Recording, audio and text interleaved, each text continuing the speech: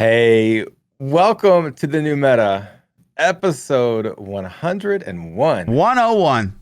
Flawless as ever. Yep, smooth as butter. We got a special guest this week. Yeah. Wudijo is joining us. Thank you for coming on. I appreciate it, man. Especially sure. since Hello, it's everyone. 4 a.m. your time. We appreciate 4 that. a.m. I know. He's just like, you know what? I'm not even going to sleep. I'm going to stay up for these guys. I just finished my own 11-hour stream, and now we're here. So. Nice. So if he crashes Super in the middle of the fresh, stream, he's okay. He's just sleepy. It's all right. Nice. Yeah.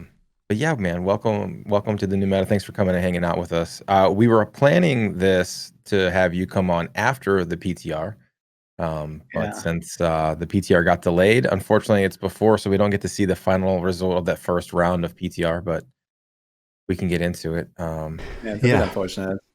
I was also, it was like I was feeling it in fingers. I want to play Demon Hunter, but I know. It's been so good.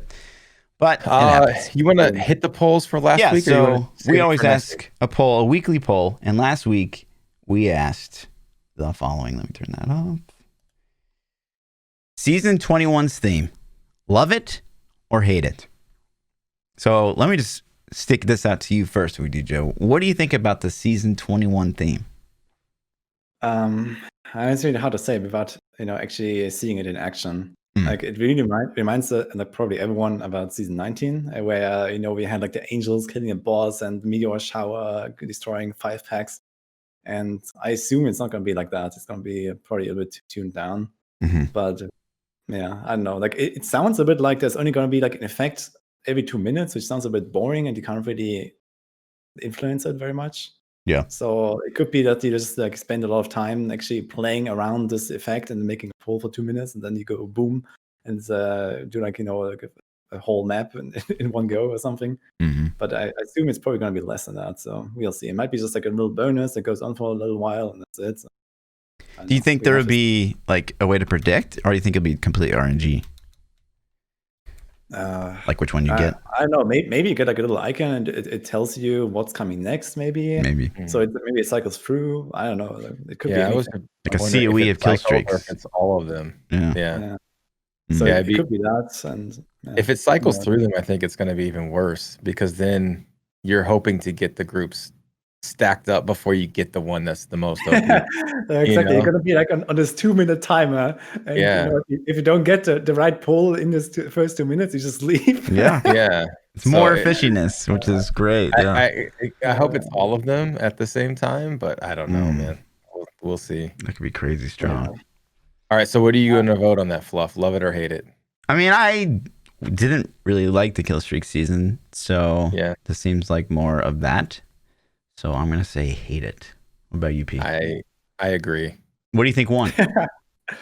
I think I will really like the season theme, actually. Like season 19 was super fun for me. Really? And I think season 21 was also going to be super fun because of this theme as well. We'll see. At least it changes the gameplay a bit. And this is what I really like about season themes. Because like season 20 theme, it changed the builds a little bit, but in the end, it's kind of the same. You're just a little bit stronger or something. But with season 19 and season 21, probably, I guess you actually like play differently. So this is what I enjoy, like new strategies and so on. So what was your favorite seasonal theme of all? I mean, there haven't really been that many that really did a lot. So I guess it would be season 19 in that case. Okay. So, yeah. Right on. Well, I'm going to say hate it. And that seems to be the popular-ish vote, but it's pretty split. 58% say hate it.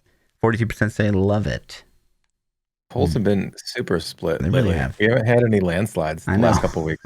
So it's interesting. And the poll for next week is a good one. Will PTR actually hit this week, or will it get delayed another week? Option 1, of course. Option 2, no way. That would be a disaster, I think. Yeah. It's really unfortunate that it got delayed at all. Not only because obviously we all really want to play PTR, but the further it gets delayed, the closer the PoE League and the Diablo League are going to line up yet again. And that is so frustrating. That's actually an issue. Yeah, I'd also be like to play both, and kind of decide which one I want to focus more on. But actually, both at the same day is terrible. So I hope they will change that. And I mean, it should probably be changed, but yeah, with more delay, it's more likely. So that's the issue. Yeah, brutal. But last week we went over the patch notes. Actually, you know what? Let's get into you first, Wudijo. Let's get to know Wudijo. So, first of all, what got you into Diablo? What got me into Diablo? Mm-hmm. I mean, it was a long, like Diablo 2, I guess. It was a long time ago when I was in I don't know, 5th grade or so. I don't know, I was just playing it with my friends. You feel old right now, don't you? Yeah. Renapa? Yeah. So I know I played Diablo 2 a bit, but this was like mostly offline, or actually entirely offline, and mostly with my friends and on LAN parties and a little bit single player. I had like one clear of hell difficulty of an assassin. I fought Baal for 3 hours, like the whole afternoon until he died. So that was like my first experience of Diablo. And then in Diablo 3, I don't know, it just came out and it was like a game that I was really excited for because of my history of Diablo, I guess. But also just in general Blizzard games because I was playing a lot of WoW. So another WoW player? Oh, okay. All right. Yeah, I played WoW since vanilla essentially, and with breaks, and I also skipped like an expansion or two. But yeah, I've played it here and there everywhere. So you have any interest in the Shadowlands, or you kind of over the Shadowlands? Okay. Shadowlands looks good, so I'm excited to play it a bit, and we see where it goes. I really like Mythic Plus these days, so the 5-man content is pretty good. And yeah, I agree. I like doing that with my friends, and my brother is also playing on the expansion release and so on. So it's also some nice time you can share. So that got you into Diablo. What made you decide to start streaming Diablo? That was actually also my brother who pushed me. That was during the first patch of RS 2.0, and I was playing my Torment 6 solo Demon Hunter stuff. I don't know, like I have no clue about anything. I had no clue about the community, about builds, about nothing. I was just blasting Torment 6 rifts, and that was really good at the time. Like, there was almost no one who could actually clear Torment 6 solo. And he was like, "Nah, this is pretty nice. So go ahead and try it." Yeah, this is how I started. I was like streaming random runs until like season 1 started, and then I had like my first like big success, I guess, with my tier 45 rank 1. And this is crazy. Yeah, those days were crazy. Yeah, the power creep. Ball lightning. Yes, this is where it all like essentially got like a big boost and kind of like started the whole thing that has been going on for the last, I don't know, 6 years now. So what was the skill that got you rank 1 with 45? Yeah, that was ball lightning. Ball lightning. Okay. Yeah, exactly. There was a new build that was like it was the normal build was cluster arrow and multi shot. It was like this auto firing sentries, and this was ball lightning. It was also auto sentries of marauders, but it relied on being permanently invulnerable with smoke screen, which also got nerfed later on because of that. Yeah, it was pretty cool. It was like a new build, and that's also why it got so much attention. Not just the highest tier, but also the new build, and that was the strongest build in the end. And yeah. Nice. That came from that. That's pretty cool. That's pretty awesome. So, what keeps you playing Diablo 3 to this day? Yeah, it's a variety of factors, I'd say. So it's like my friends like that I made in Diablo over time and that keep coming back. It's the new builds that I want to try. It's the new patches and so on. So, and also of course the stream. I mean, I like streaming. It's really enjoyable, and I can also earn a bit from this, so this helps, I guess. And yeah, it's just the combination of everything kind of makes it like a nice experience. And if there's like nothing new, I don't really enjoy Diablo very much. Like, there are also seasons where I didn't really play much. I played like 30 hours, 20 hours, or 50 hours or so. So just like 20 hours and got rank 1 that season. No, but like the first weekend and that's it. So something like that. Yeah, like not every season is like like a 300 hours blast for like 2 months or something.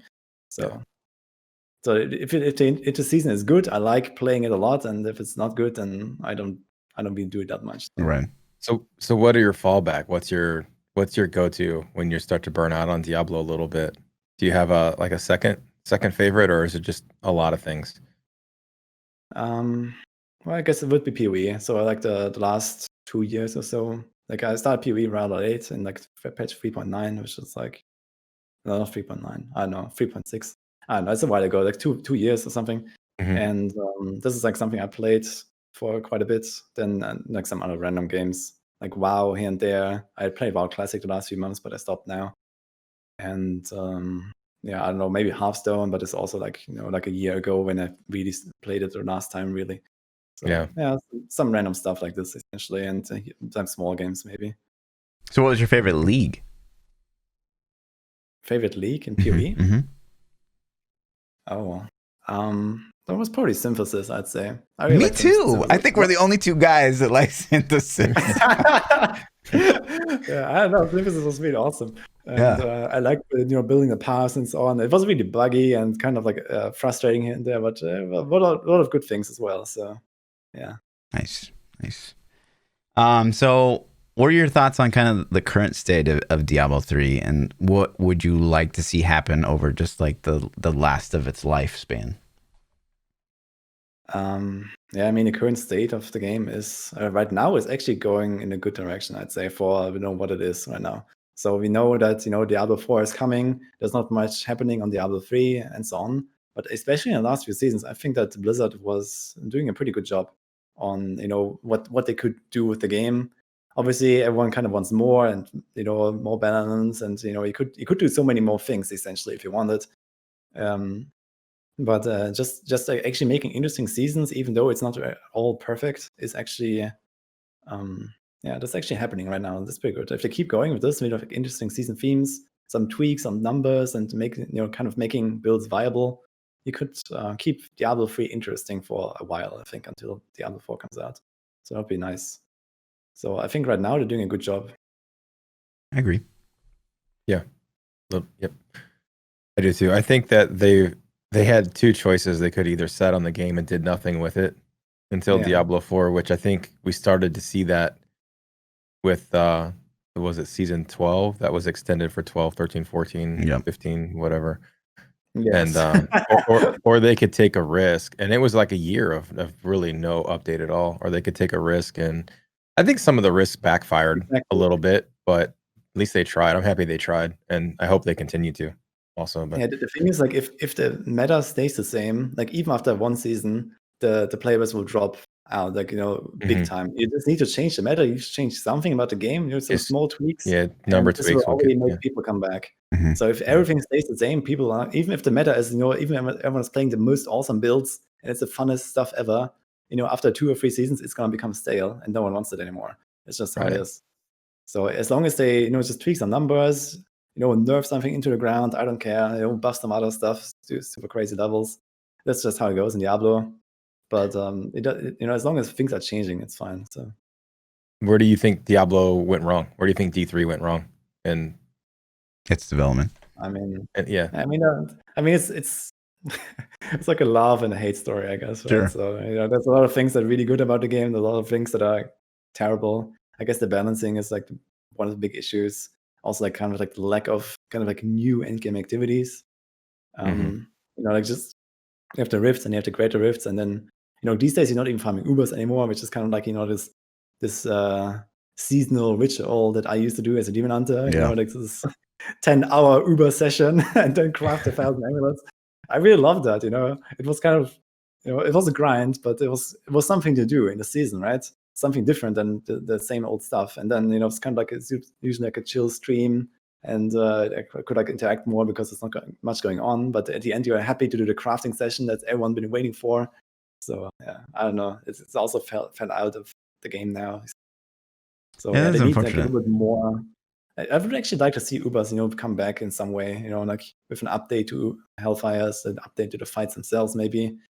Yeah. I don't know. That could be like another idea for a future season, I guess. But that's the problem with like Diablo. Is like you can't just like scale the Ubers to do like more damage because they have like unavoidable mechanics. Like that just feels like really bad. Right. So you just have like those RGs. I mean, it could do it like, for example, in season 19, we had the Diablo spawn at 1,000 kills, right? And this was like this super crazy, he one-shot you and so on. and he was like also really resistant. Like you couldn't just kill him. Like even Stricken was not working. I think if they do something like this for the Ubers, actually make him like tough fights, but not like super invincible, then that could be interesting. To actually bring back some kind of like other activity. Sure. But they could spread some of the new loot in those guys too, I feel like, or even some of the legendary gems. Like example, like Legacy of Dreams gem came out.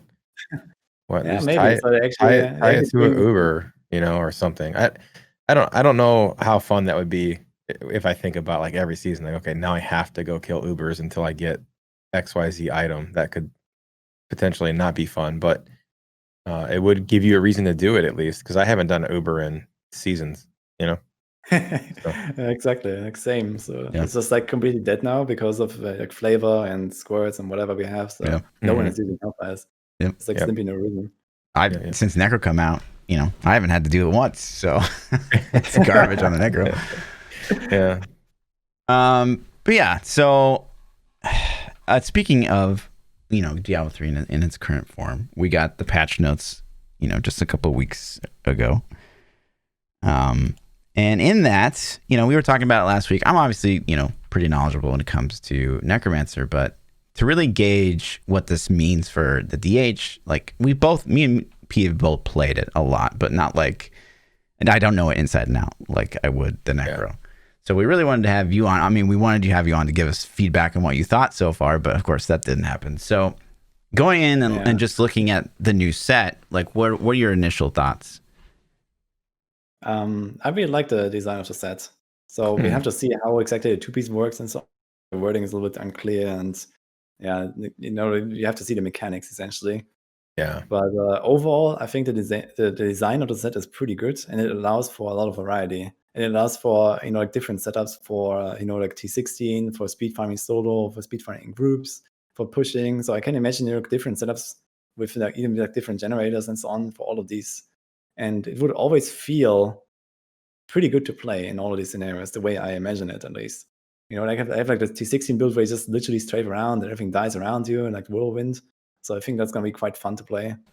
And then as you go higher in the difficulties and the tiers, I'm loving your feedback. Fluff's hating it because I think it sounded awesome too, and Fluff hated it because it plays like Whirlwind. So yeah, I just think it's strange to have like another, like why not just go play Barb if you want to play Whirlwind? Don't backpedal now, Fluff. I'm not backpedaling. I think it's going to be better than Whirlwinds. Maybe not for the tiers that you can reach in solo push, but overall, like the viability and so on, I think it's going to be pretty strong.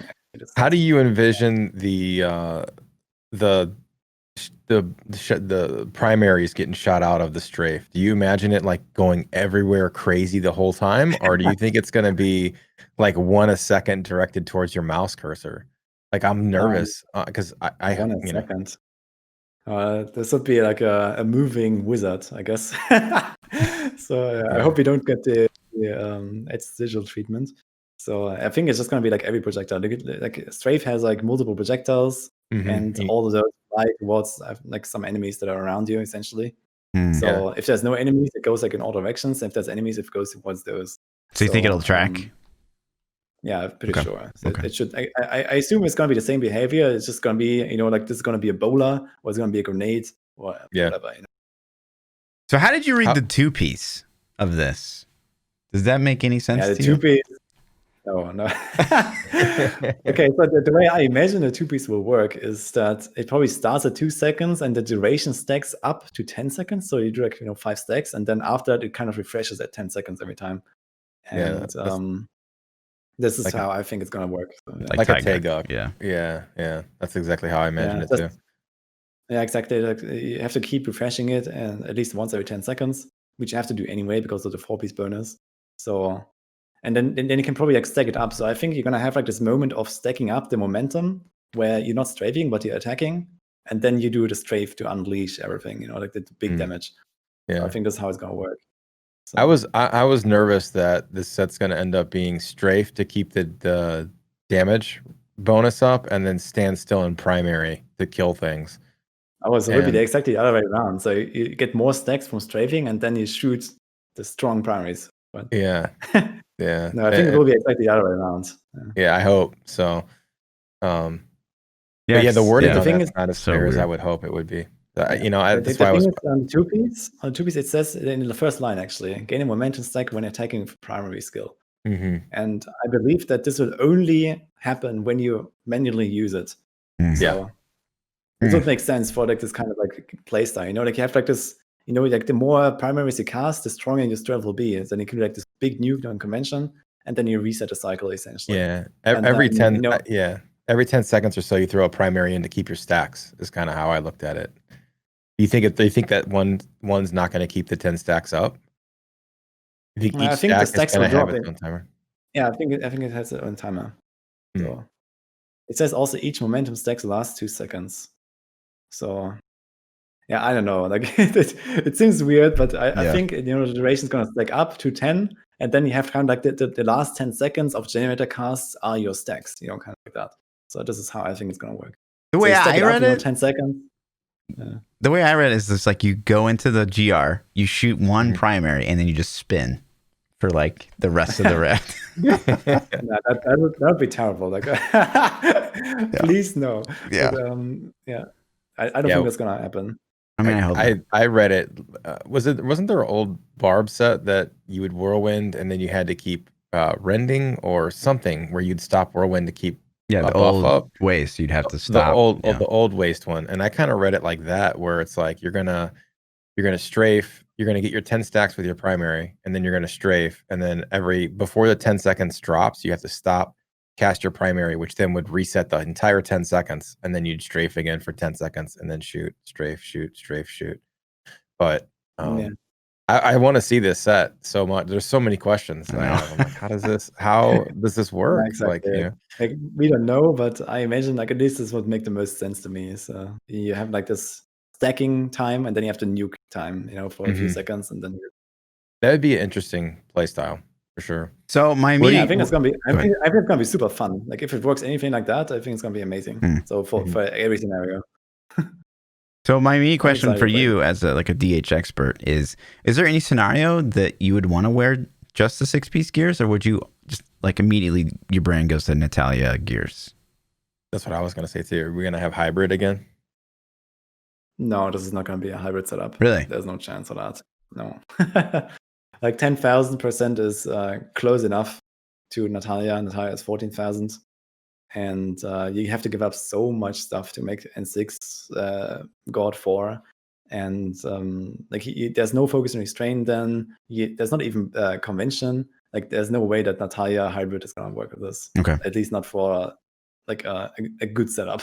You can do it if you want, but I'm not going to approve. So good luck. What do you think about any of these item changes? Because I didn't really try to mix it in, but do you think any of these item changes made a difference for Natalia's as well? That Natalia's will be does it change that whatsoever? Or is Natalia's still going to be pretty low on the list? Yeah, Natalia's is not going to get anything on. Like all of these item changes are generator changes, which work with the new set. There's actually some potential for Unheard Essence, but not for Natalia's. Like Unheard Essence has a really big generator bonus multiplier, and Natalia's doesn't get anything from fetch, so kind of pointless. Yeah. But what you can do is a Natalia God 4 hybrid setup with spike traps, so hell trap. This is what I'm gonna try. Because if this is my dream essentially, I guess, with the 4-piece bonus has a proc coefficient. You can proc a lot of spike traps, hell trapper, and I want to try that. So it's kind of like meme setup. It's not gonna be good, but yeah. How do you feel about the grenade sets? The grenade sets? What do you mean? Yeah, like grenade just being the thing. Rapid fire. Oh, yeah. Rapid fire grenade. I don't like rapid fire very much. I don't like grenades in general. So like the Hellcat I don't either. I was just hoping that you had the same opinion. So. Yeah, Hellcat Wasteguard is so annoying. So for every grenade, you need it for every grenade build, and it's fucking annoying. So yeah, like the grenades go everywhere, and it just punishes you for even playing the bad maps because the grenades bounce into the wall and disappear. It's just terrible design as well. So good. If you could control it a bit more, if the grenades would bounce back from the wall or whatever, then maybe it would not be that terrible. But maybe they could just reduce the bounce range. That would be better already. But I don't dislike rapid fire, but I hate rapid fire with grenades. I think it's horrible. So I'm just curious if you felt the same, or if you're like, oh, if you were gonna be like, oh, I love that build, you know, and I was like, oh no. I played it once when it came out in season 17, the rapid Mhm. fire, and I was like, okay, it's a new build, I'm gonna try it, but I was already not convinced when I started. And I don't know, like I played a bit, got a nice rank, and then I quit and never touched it again. It's like goodbye rapid fire. Yeah. Yeah. Do you think there'll be any motivation to run multiple generators, or just like one's going to be the best? Yeah, there's like if this Odyssey's End stays as it is, it's a really big damage buff, and that could be used for party, for like speed farming. So there's potential to combine the Odyssey's End with entangling shots, and especially Hanging Arrow, because Hanging Arrow has only one item, so you can actually wear the bow and the quiver, and then you have everything you need essentially. So this is, I think it could also work with bowlers actually with the cube. So you can go double bow with the Leonine bow, Odyssey's End, and then the bowler quiver. So that would also work. So I think we're gonna see some setup like this. Yeah. Do you think there's any place for like a support DH coming up to the ranks? That's very hard to say. So like for any triple support setup, there's gonna be DH now. Like there's no question about the first slot. DH is gonna bring so much damage. The question is just, can you beat the monk consistently with the DH? Or can you replace the monk? And that's hard to do. So that kind of depends on the form and meta, essentially. So how squishy or how tanky is the trash clear format. And if the trash clear is super tanky, you can bring a lot more damage from the Demon Hunter. But yeah, the damage reduction that the monk gives is a lot, Yeah. So yeah, that healing's hard to replace. True. It really depends on the meta. I believe there are possibilities to include support DH in a lot of setups. Just because the Odyssey's ended buff just really pushes it, like to kind of like a really strong spot. But you have to make the other party members survive somehow. And the barb. You don't think you could replace the barb? Nah, replacing barb is never gonna happen, especially not with the damage set. So the pull is just too important. Barb is the number one support, and like that used to be monk in the past, and now it's barb. So there's no way to like in 2-man people used to push like monk plus DPS or something, but now it's barb plus DPS, and it will stay that way. Barb just brings almost the same damage reduction as the monk, I think, and also the pulling and so on. So there's no way. Yeah. So any predictions on what the holy point shot will do for the DH? Holy point shot. Yeah, holy point shot is going to be a nice upgrade to impale, kind of like bringing it close to the top in Demon Hunter solo, and then also with the nerf to Crusader and the buff to holy point shot, I think that should put at least 3 Rift Guardian killers in like a very close range of each other. The Frenzy, the Curse, and the That'd be Impale. dope. That'd be really dope. Do you think impale has enough survivability with the damage increase? I know that like the elite demon hunters find a way to stay alive. I don't know how you guys can do it so much, but on your above average players, do you think they can still stay alive at those high levels? I'm talking about solo or group here. Solo, yeah, solo. Yeah, I mean you can make shadows quite tanky.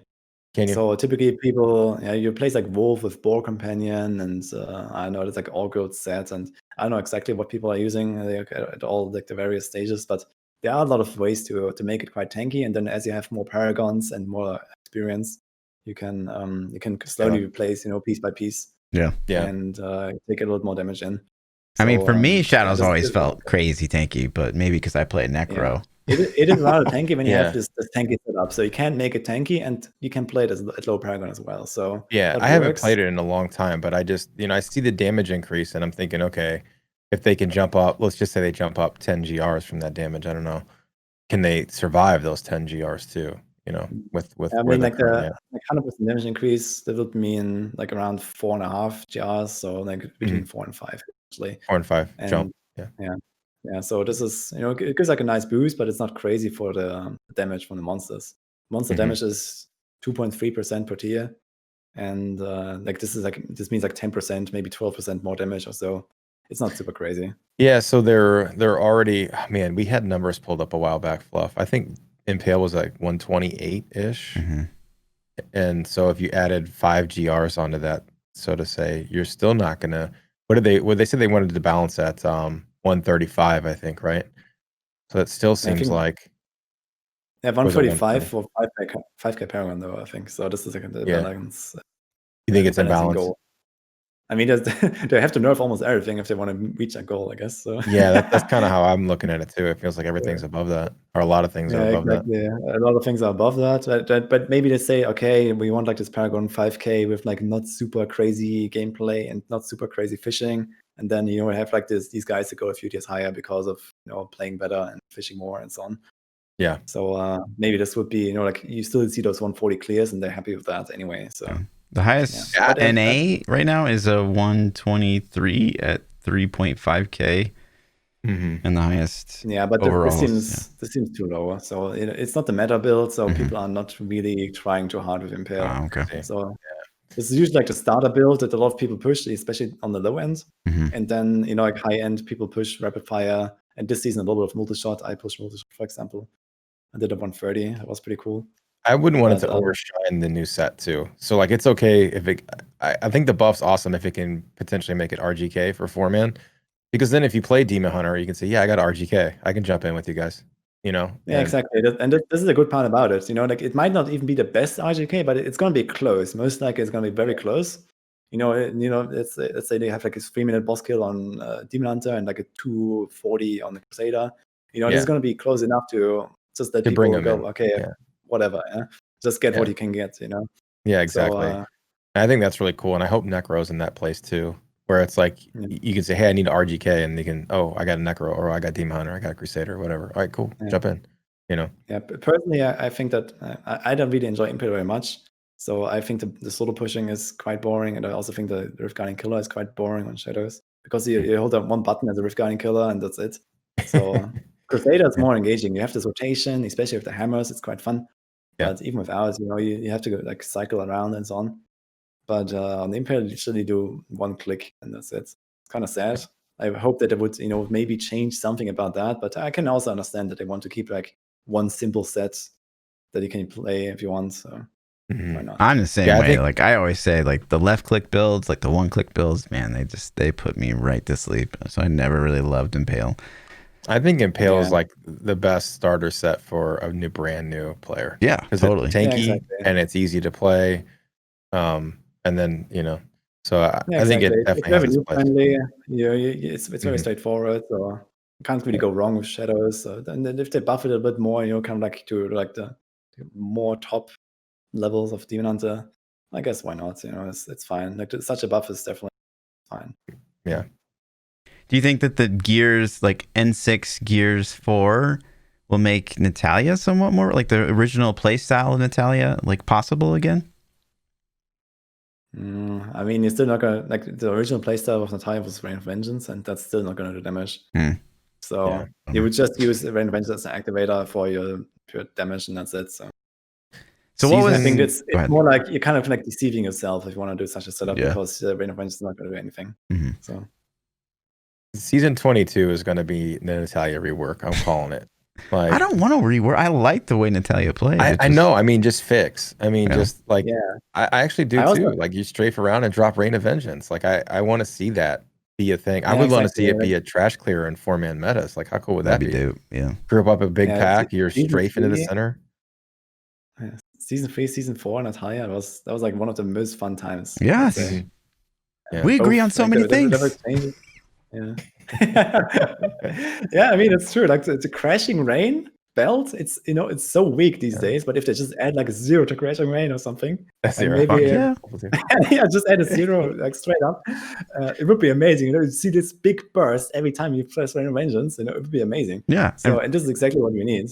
And Rain of Vengeance is like some of the coolest looking runes, I think, in Diablo 3. Like the ice one, like where the gargoyles come down. Like that shit looks dope. There's so many cool things in Diablo. I bet myself I haven't seen, and a ton of the viewers haven't seen. It's like just go throw on random runes and cast things, and you're like, oh, that's really cool. Didn't even know that existed. Yeah. So, what was your favorite DH build of all time? Oh. Hard to say on. There's been like this, this season where this build was the meta and this season and so on. So I liked most of the season where I played Demon Hunter and played a new build. But I think the favorite of all time is probably Phantom Knives. So okay, at least for RS. I guess in vanilla it was Spike Traps. Yeah. So end of vanilla, Spike Traps was insanely strong, and that was really fun to play. well, But I don't otherwise, think I played Spike I don't Traps. think I don't think I ever even How did saw that? How did that play? How did that play? What was the play style on that? Okay, so the playstyle was it was like an MP10 farming build, so I played it mostly solo. And there was a rune on Spike Traps called Echoing Blast that later got reworked, but essentially Spike Traps triggered automatically when enemies walk over them. And Echoing Blast would explode 3 times in a row, like once every second or so, once every half second. So you put down a bunch of Spike Traps and you lured the monsters in, or you just made a pull and then dropped it in the middle. And then see like 5 explosions every second from all these spike traps, like going boom. And like after a few seconds, you could just do the same again. Just go like over and over these explosions, and that just felt amazing to play. It was like a very small AOE, lots of damage, and you could blast elites like this and so on. It was really amazing. And lots of fun to solo play. grouping sounds like it could be difficult or RNG based on the rift you got. Well, I guess there wasn't any rifts in vanilla. You were probably just there was no risk. Like you just farming like Feast of Misery or something. So, yeah. But I mean, it's a small AOE, but like if you make such a similar playstyle again, I would love that. So I don't think this would be very RNG heavy or something. So just put the spike drives on the pull, and because it was such targeted high DPS, in a small area, it felt really amazing. Like all these builds that have like this big burst, like Bazooka or whatever. I haven't played Bazooka, but I imagine it's amazing to actually play the wizard in Bazooka, because you feel the impact, explosions. And it was exactly. Yeah. There's There's some other builds like this, like Witch Doctor now. Witch Doctor is also amazing because you feel the impact. You wait and you set it up, and then boom. And all of these builds are quite rewarding, I feel. So if you just shoot or something, like it's typically not that interesting. But if you can set it up to do a big burst, then typically this is really cool. So when you saw the new set, is it what you what skill did you kind of expect the new set to be as a longtime DH? I expected it to be Elemental Arrow or Strafe. So one of the two was, I think, the most likely candidates. We already have a lot of elemental support, elemental arrow support from like Marauders and Unknown Essence and so on. But I felt like no one is really seriously playing this. So I felt like they were going to do like a set for that. And they actually made it Strafe, so I guess it was like one of the two. So yeah. Is that what you wanted? I wanted Spike Traps. Yeah, that's what I thought too. That skill. Yeah, so I actually made like 2 videos actually about my own Demon Hunter set ideas. One was before season 20, and one was like recently, a few weeks ago. And I kind of like talked about my own ideas. And one of the actually the strafe setup is very close to one of the ideas from my old video, which was also like a strafe generator, shooting generator kind of version. It was a little bit different, but in the end, the design is very similar. So I'm actually surprised. It's good, but also amazed, I have to say. Yeah, I think it's a great set. So the way they maybe they got inspiration from it, maybe not. Who knows? Yeah, but, I mean, either way, I think the same thing with me is like the new Necro stuff is. I mean, I suggested Bone Spear. I think everyone thought it was gonna be revived, but I was like, I think it should be Bone Spear because.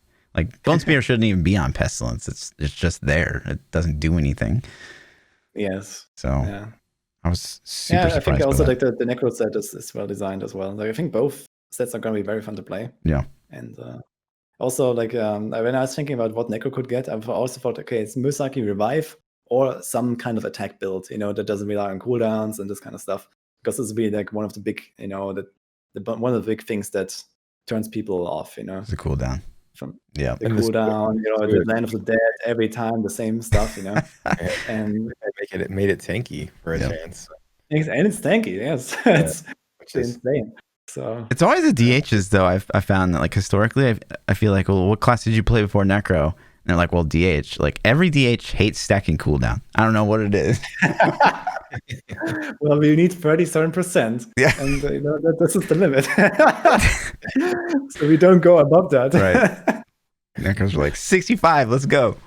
Right. Stack all cooldown. Necros like as much 70, whatever you can get. Hell yeah, dude. Let me get it. All of it. So you talked about what you would have done. You said you would have suggested something more along the lines of Spike Trap. Is for the Necro, would you have said Bone Spear, or what did you think that? I mean, obviously we all thought it was going to be revived, but were there anything you were hoping for there? Well, I wasn't really hoping for much because I was like, okay, a new Necro set is coming out. I'm probably gonna try it and so on. But I was mainly interested in the Demon Hunter. Sure. So I was just going to play whatever they come up with on Necro because I don't really have that much experience with Necro. So I played a few builds. That's it. So, then mostly when it came out, so I was experimenting with all the stuff before the stats came and so on. So just at the beginning of Necro, mostly I played. And I was like, okay, let's just see what they cook up. And I like the design of the set. So it's like kind of like an attack build, and probably it probably plays rather similar to multi-shot, I assume, and I'm gonna enjoy that. I'm excited to try it. So to me, seems like one of the problems with DH has been like the mixing of the sets, like being able to mix Natalia and Marauder. I think has been like a pretty bad thing for the DH. What are your thoughts on like mixing sets for the DH? Do you think it's been like okay overall, or? I mean, I don't think it's really a problem. So it might limit the design space for like the new set and so on. But with the way they design it now, it's not really hard to go around this limitation, I guess. So just you move around some of the effects on your sets, whatever they make, and then it's fine. So I don't think it's really a problem.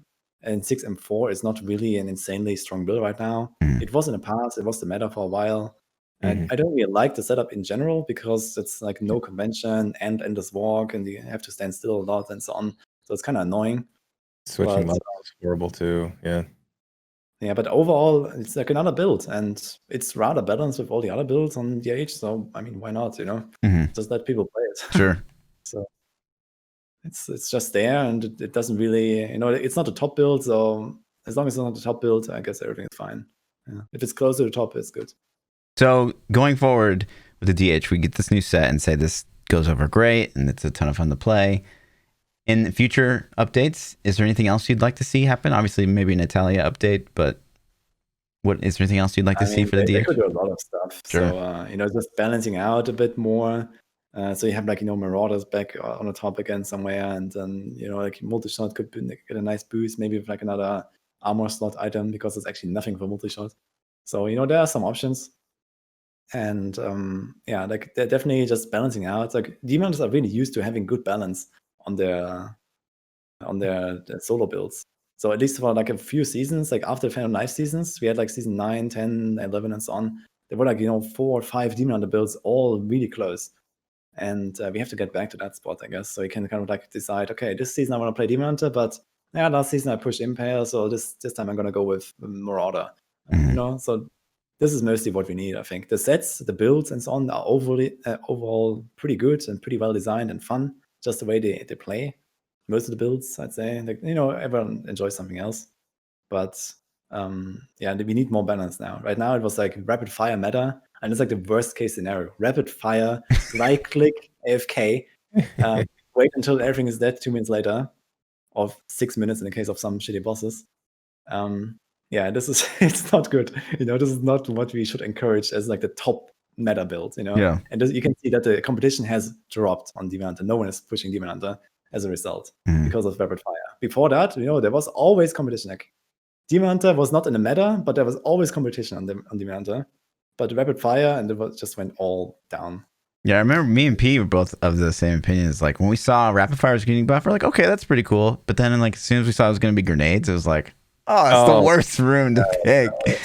Yeah, it's so bad. Exactly. Like, it's fine if this is like the meta for like one season and so on, but it has to go, and now it's probably gone, so I'm happy. So I played it for one night and I was like, nope, I'm not doing this. I'm play any other class. Like I just, this is garbage, man. I just didn't like it. Let me ask how you feel. So, Wizard got the new Hydra set this season, and it's not the top set. It's not super OP. It's not better than the previous sets they have. How do you feel about that? Like, if Demon Hunter set comes out and it's not the best solo set, it's not the best meta set. Like, is it a waste? Is that okay?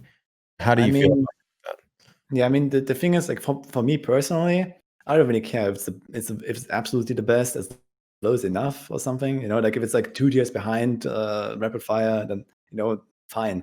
So the thing is, it's just like for like the overall impact in the community, it has to be the best when it comes out, so that everyone plays it, and it's like the new shit. Like this is amazing. Everyone, wow, and this is why it has to be the best, and then you can kind of like slowly balance it to lower tiers or so. So this would be the best way to do it, I think. Even though you already see it coming, that it's gonna outshine everything else. But making something OP for one season, or like not really OP, but stronger than the rest at least, is gonna encourage a lot of people to try it and see that oh, this is maybe a really fun playstyle. So even if it's nerfed in the future, they might come back for this build, or fall in love with the class because of this build or whatever, Yeah, So and I I agree think with it's good that they make new stuff really good. And it's sad that Hydra is so weak, besides the LOD Hydra. And yeah, we'll see if some tweaks, I guess.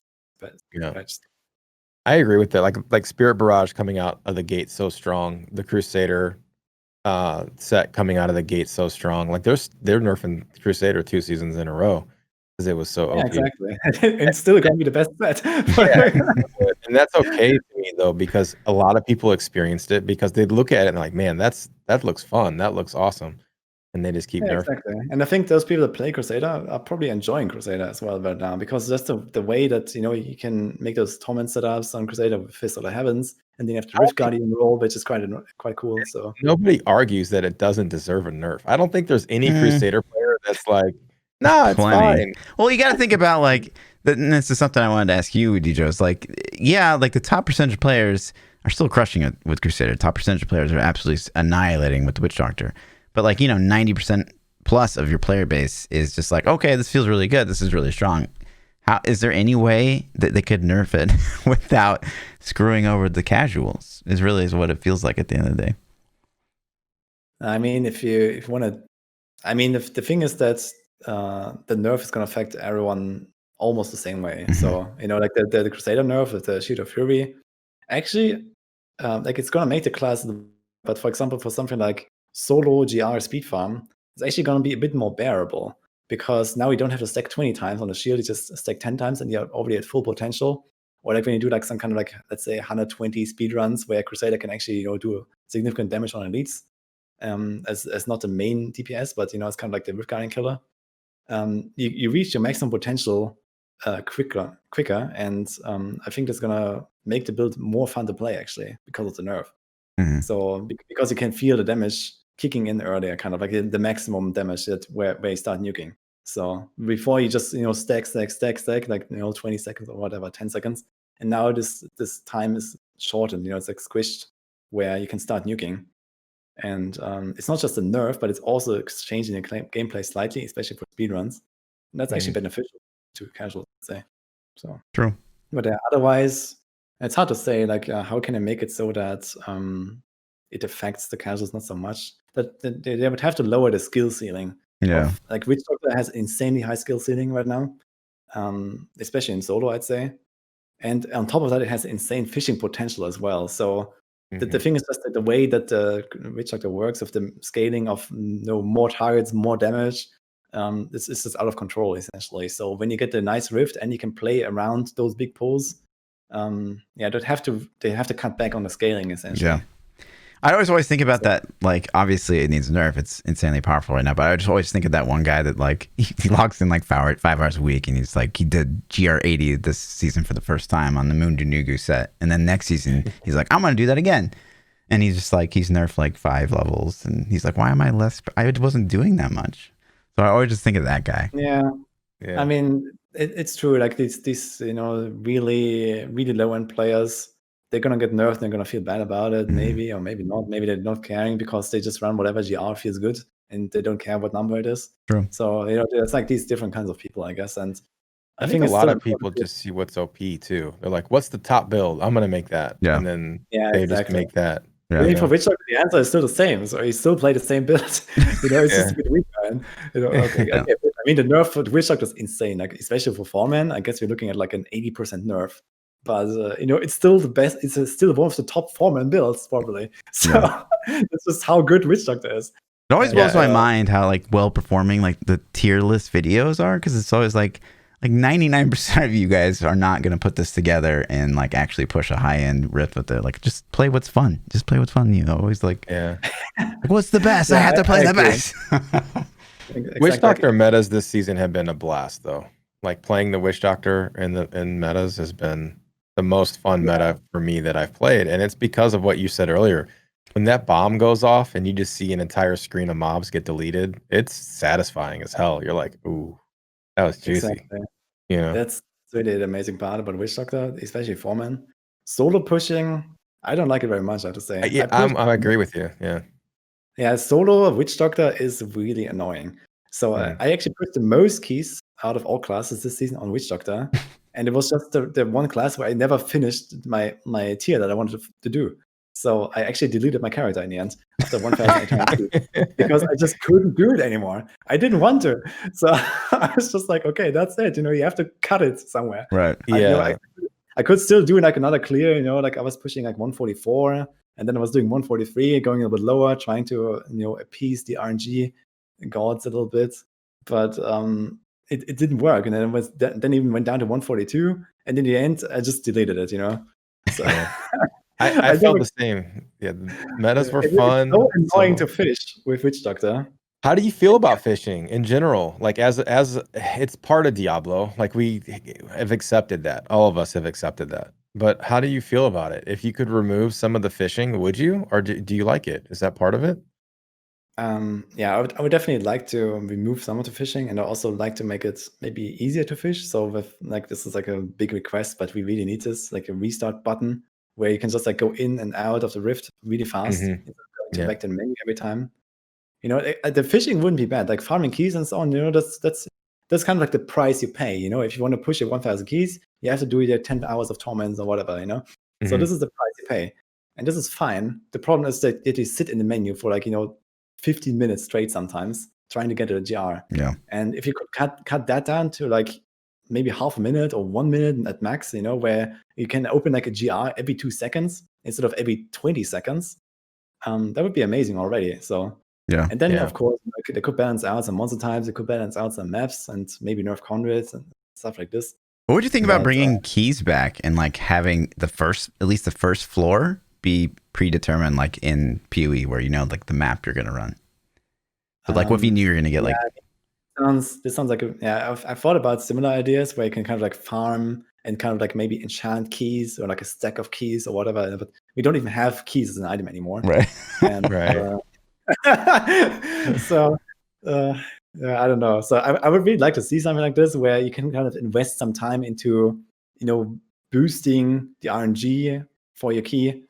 But I don't know. It's not coming anyway, so right. I don't. It just seems like there's so few good maps, and it's like you're just fishing the map, and then you're fishing the mob type, and then you're fishing the pylons, and then it's like, okay, then you got to have the skill to do it, which is part of it too. But it's like, these days, if you wanna push for like top 10 ranks, I'd say, especially like, if your character is not super over levels and paragons and so on, then you just have to accept that every map you play is going to be Festering Woods or Battlefields, and that's it. Those 2 maps and all the maps you play, and then they need to have like one of the 10%, top 10% monster types, or maybe top 20%.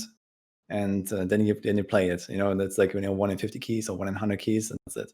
So this is just how it goes. But I wouldn't mind that as long as we can restart the rift faster. So that's really the big issue, I think. And it would be rather easy to implement. We already have a restart button in Challenge Rifts. I think that should be possible somehow in Great Rifts as well.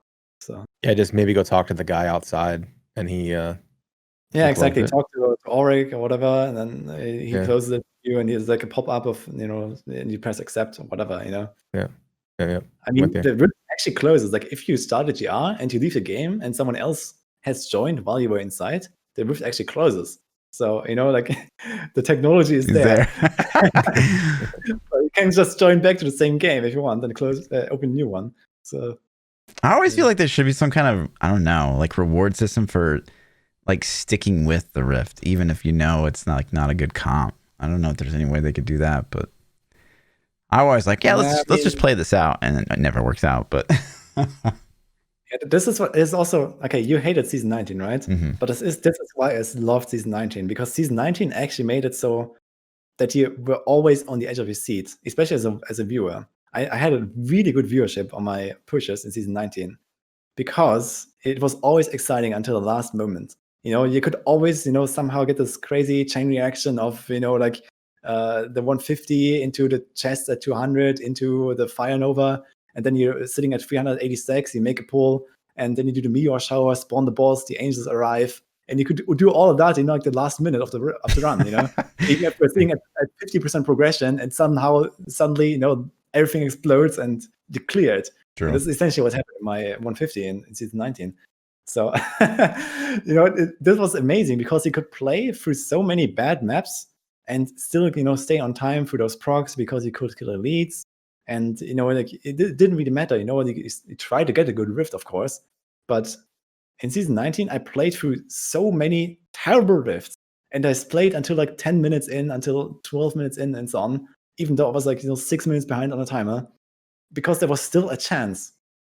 And this is kind of like what's missing in the current version of the game, where you don't have a chance. You need to stay, on time, and then you get a convoy somewhere, and then you have 3 minutes, and it might be enough to kill the boss. So it's kind of like always the same, and as long as you don't get the progression, fast enough, you just leave. But in season 19, you played almost every rift essentially, and that was really amazing. So True. Yeah, that was kind of the reward of it. You could get this crazy chain reactions, and you could set it up, to where you actually clear the rift, and even in a hopeless case, but would be hopeless these days.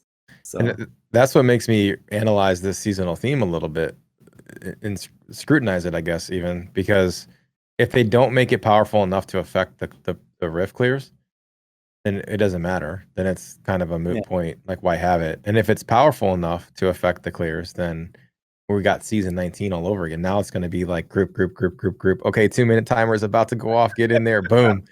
All right, group. 2 minutes later, timer goes off, boom. So, I mean, it could be like tuned down a bit. For example, this is 19. We had at 50 stacks. Like quite early in the chain reaction, we had this rain of corpse pieces or whatever it was. And that did some damage and usually killed all the trash or almost killed the trash. So, for example, like Bogans survived it by a little bit and so on. And it did like maybe 40% HP on a pack. So I think it's gonna be somewhere in that category, where it's important and you have to play around a bit, but it's not gonna be like, it's gonna one-shot everything. So yeah. I assume it's gonna be more like that, so where it kind of helps you out, but it's not like completely game defining. So we'll see. It's probably not gonna kill a boss either. So I assume they don't like that we kill bosses easily. Yeah, So I imagine not. Okay, so the ultimate question. Poof, tomorrow you're put in charge of Diablo. You got one thing to delete and one thing to add. What do you do? One thing to delete. Bye Necro. Shut up. I don't like Necro very much, but it wouldn't be that bad. One thing to delete, that's really hard. One thing to add, I mean, both is really hard. So, I mean, they've been focusing on a lot of like sets and making new playstyles and so on. But I think what we really need is some other like kind of like endgame activity or so, where it's not just okay, farm, push, or farm and then farm XP and so on. So we need to make something like that. Maybe boss fights. We have the Ubers that we talked about earlier. So if it could add something like that, I think that would be cool. Where I have like some other progression path. You have bounties, you have rifts, you have GRs for speeds, you have pushing, and then you have like this other thing that would be maybe boss fights or maybe some kind of like another like more like set dungeons where you have to do like a certain challenge, or you have like traps like the labyrinth in PoE, or something like that. So that would be amazing. But I don't know what the reward would be. But yeah, this could be something to add, I guess. Sure. And then to remove, I guess. I mean, there's a few things that I really hate. But it's hard to just remove it. For example, I hate that Rift Guardians have so much HP and they take so much time and they need to stricken and so on. So I would like to remove the dependency on stricken, kind of like that, for example. That would be one thing. But I'm not sure if this is good enough. So all right, I got a A, B. I'll help you with this a little bit. You have to pick between removing the spear throwers or Juggernaut. What are you gonna pick? You gotta pick one. Like, I would say Juggernaut. Yeah, Juggernaut. Right choice. Yeah, I mean they both suck, but I mean, okay, and people are talking about the stats with the problem with multipliers and so on. Yeah, but this is not nothing that's realistic. I think like the complete rebalancing of everything. Like they should never have gotten the numbers so big in the first place. But now we're there, and if they ever want to rebalance this, it would need an expansion, and that's not coming. Right. So I don't think they can just do a patch, and people are going to be unhappy. I think if you do like an expansion, it's going to be tons of new awesome stuff.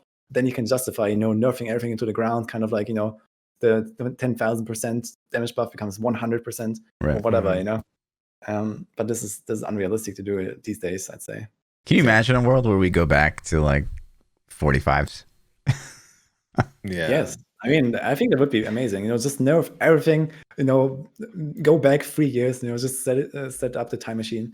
I don't mind. The thing is that when everything is like closer together, it doesn't really matter too much which build you're playing, and it also doesn't matter too much. Which item choice you do and which skill. Maybe you want to change stuff in your setup.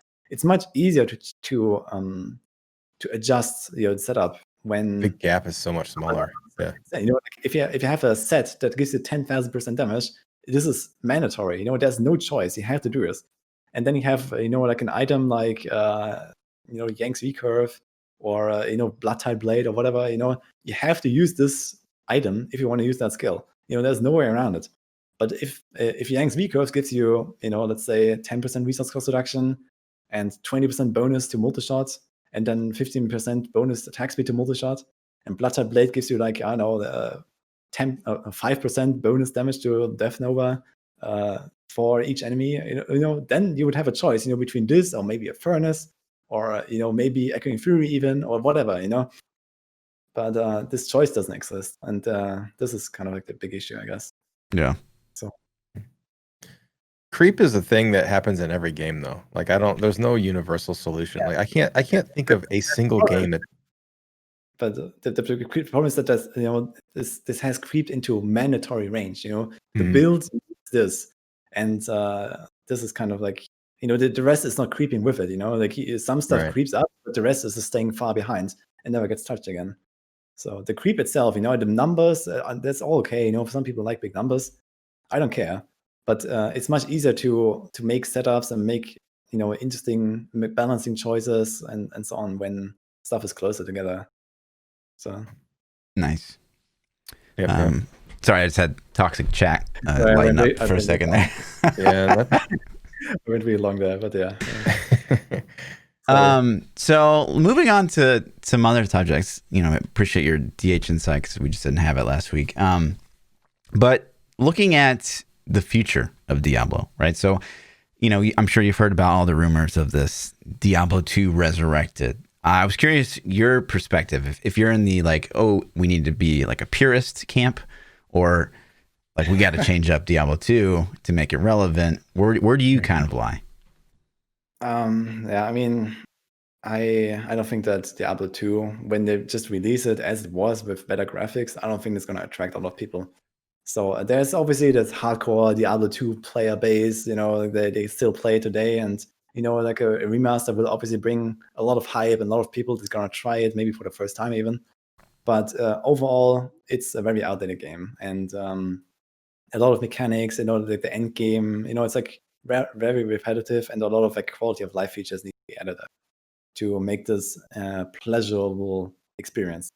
So I don't know, like they have to add, like more storage, for example, more stage space, and like swap items between the characters, not just going into the multiplayer game and dropping it in the corner.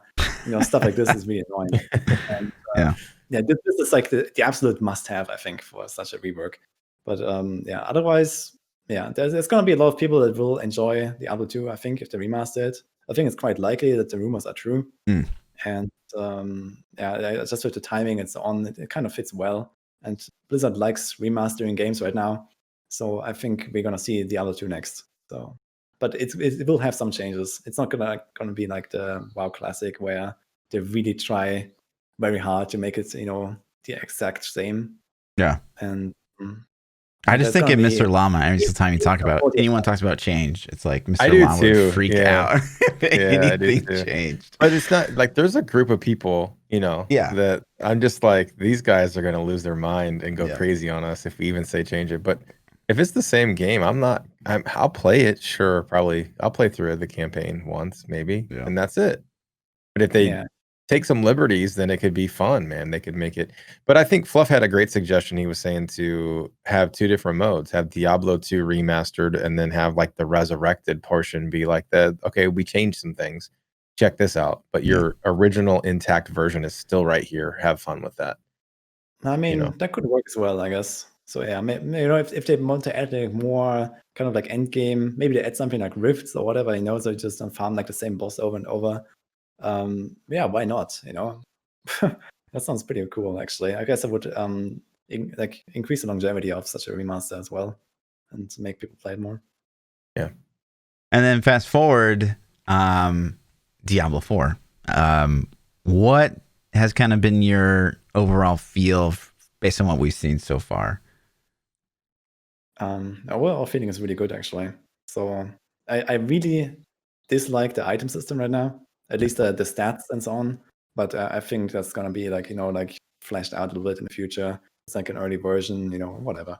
So I like that they have these mythic items. I think they're really cool. This can be amazing, especially because it's gonna make items really unique with like certain multiple affixes and so on. That sounds fun. The overall graphics seem nice. The atmosphere seems cool. So overall, I like the game as like the whole cosmos of being part of the Diablo world and so on. So I think that's going to be pretty amazing. I'm just really worried about the end game like itemization and also the skill trees. They look a little bit boring. So they look worse than the Diablo 2 skill trees, and they are already rather boring. Yeah. So I hope they're gonna change something there. It's like you go straight down and you have like one choice on the left and one choice on the right, and one is like the AoE choice, one is the single target choice, okay, and then you have like this other choice, one is the offensive, one is the defensive. It's rather way too simplistic to say. And, what did you think from the itemization 1.0 to the 2.0? Did you like the ancestral, demonic, angelic at all, or was it still not really hitting for you?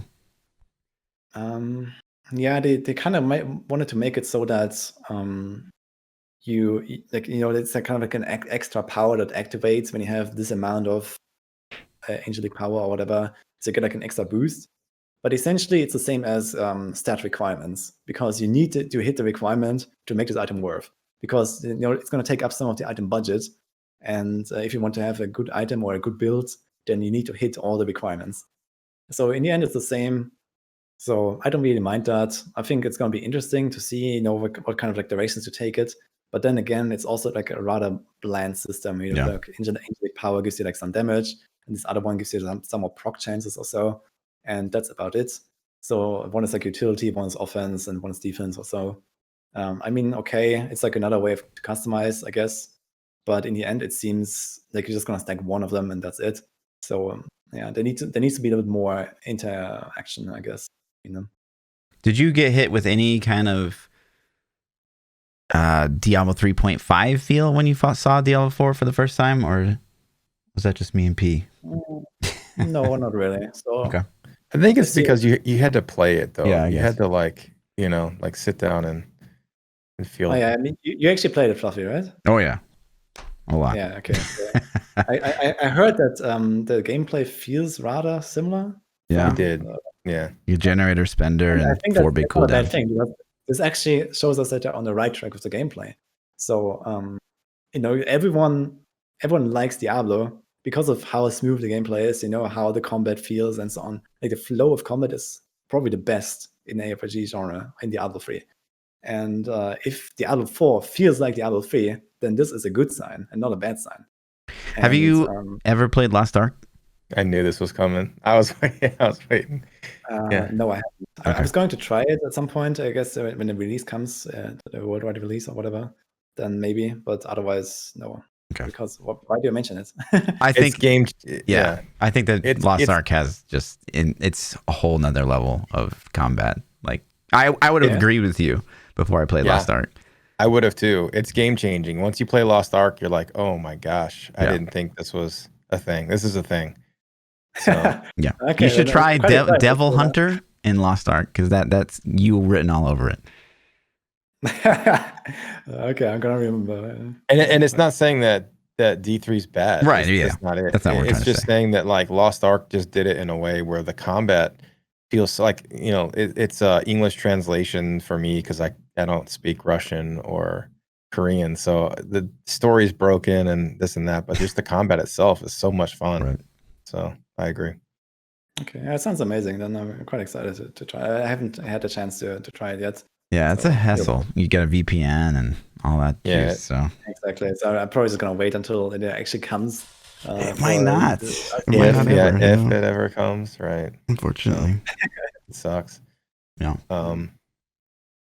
That's interesting. So, some caution. I think we all have a lot of reservations about Diablo 4. So I think that's good. Yeah, I also have caution. So I think it's gonna be good. It's gonna be like spectacular release anyway, probably, and then we'll see how it continues after that. So right.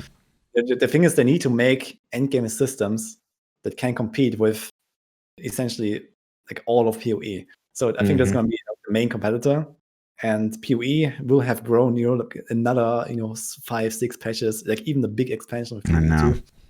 And there's going to be so much stuff, so much to compete with, and the Fresh has to kind of like come up with all of this at once, or not most, but maybe like 30% of it. You have to bring at least like 30% of the content of PoE to be a competitor. Yeah. Totally. And that's the thing. They're getting into that WoW territory. PoE is like everybody's like, oh, this is a WoW killer. This is a WoW killer. Nothing's killing WoW, because WoW has endless content. Like, exactly, like WoW, you start it and everyone has played it, everyone is playing it, whatever. It's always a game to come back to. There's like something that everyone knows, and this is why it will always be like at the top, essentially, until it eventually actually dies. It's a super uphill. Exactly. At some point, WoW will probably die, but it's only because it gets abandoned or whatever. It's unlikely that it's just gonna, it's not gonna get pushed away. That's what I mean. Yeah, PoE is super smart by stacking their content season after season, because when Diablo 4 does come out, PoE is going to have 50 different endgame modes, and Diablo's going to have 2 or 3. It was definitely the right play to just rebrand PoE 2 and just take everything that they already have and just build on it. Yeah, it's kind of big 100%. we kind of go ahead. Sorry. No, I just want to say, like, when Diablo 4 comes, they have to be really fast with really big patches. They have to bring the same updates or even bigger updates in PoE. They have to kind of catch up over time in the amount of content. As long as you reach like a certain level, not everyone is playing through all the PoE content. There's like tons of stuff that even the most pro players have never touched in PoE, because there's simply so much. So you don't need that much, but you need to get to kind of like the same order of magnitude at least, which is still hard to do. And this is I don't think anybody can touch PoE's content. No. Like, they release so much content that I'm just waiting for the Kotaku article about how they they lock their employees in the building and don't let them go home or something, because I don't know, man. I don't know how they can. It's wild, because the studio's not even that big, from what I understand. It's not like it's 700 devs working there. It's like 100 people or something. I don't know. It's probably like around 200 by now. I don't know exactly, but they're growing. It's not being that small anymore, so it's grown a lot. And you can see that the leagues are getting bigger as well. So they really release lots of stuff in a league, and it is getting more. So it's crazy. Really like patch note day in D3 versus patch note day in PoE. It's like, wow, it's like a novel versus like a little poem or something, a haiku. Yeah. We skipped over something though. There was news today that the BlizzCon 2020 is officially nixed. It's ripped. And that kind of sucks. So like Fluff and I have gone to the last 2 BlizzCons, and I gotta say, man, it was one of the highlights of the year for me. It was a lot of fun. It was a blast hanging out with the community and meeting all the people, and it's disappointing, but it makes sense. Like this is something that I think Fluff and I even talked about, is if we would go, if they did have it this year, if with the Corona stuff being as crazy as it is.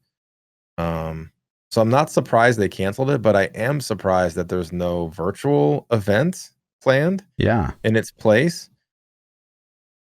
Yeah, they said, we'll be giving you something likely sometime early next year. And it's just like, to me, it's like, wait, weren't you going to show us stuff this year? Like, isn't it just like normally like something that happens every year? So why can't you just like do that?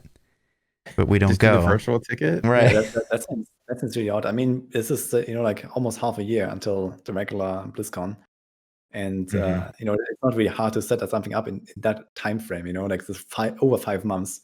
Yeah, you can do like a virtual event. Like BlizzCon is already kind of like a video virtual. Like most people are watching it virtually anyway. Like there's very few people that go there. So all you have to do is like make the panels, talk about stuff. Of course, you don't have to hype, you don't have to crowd and whatever, and not the cosplay competition. But everything else is fine. You can still do the tournaments, you can still do the showcases. So that seems really weird. They could still showcase.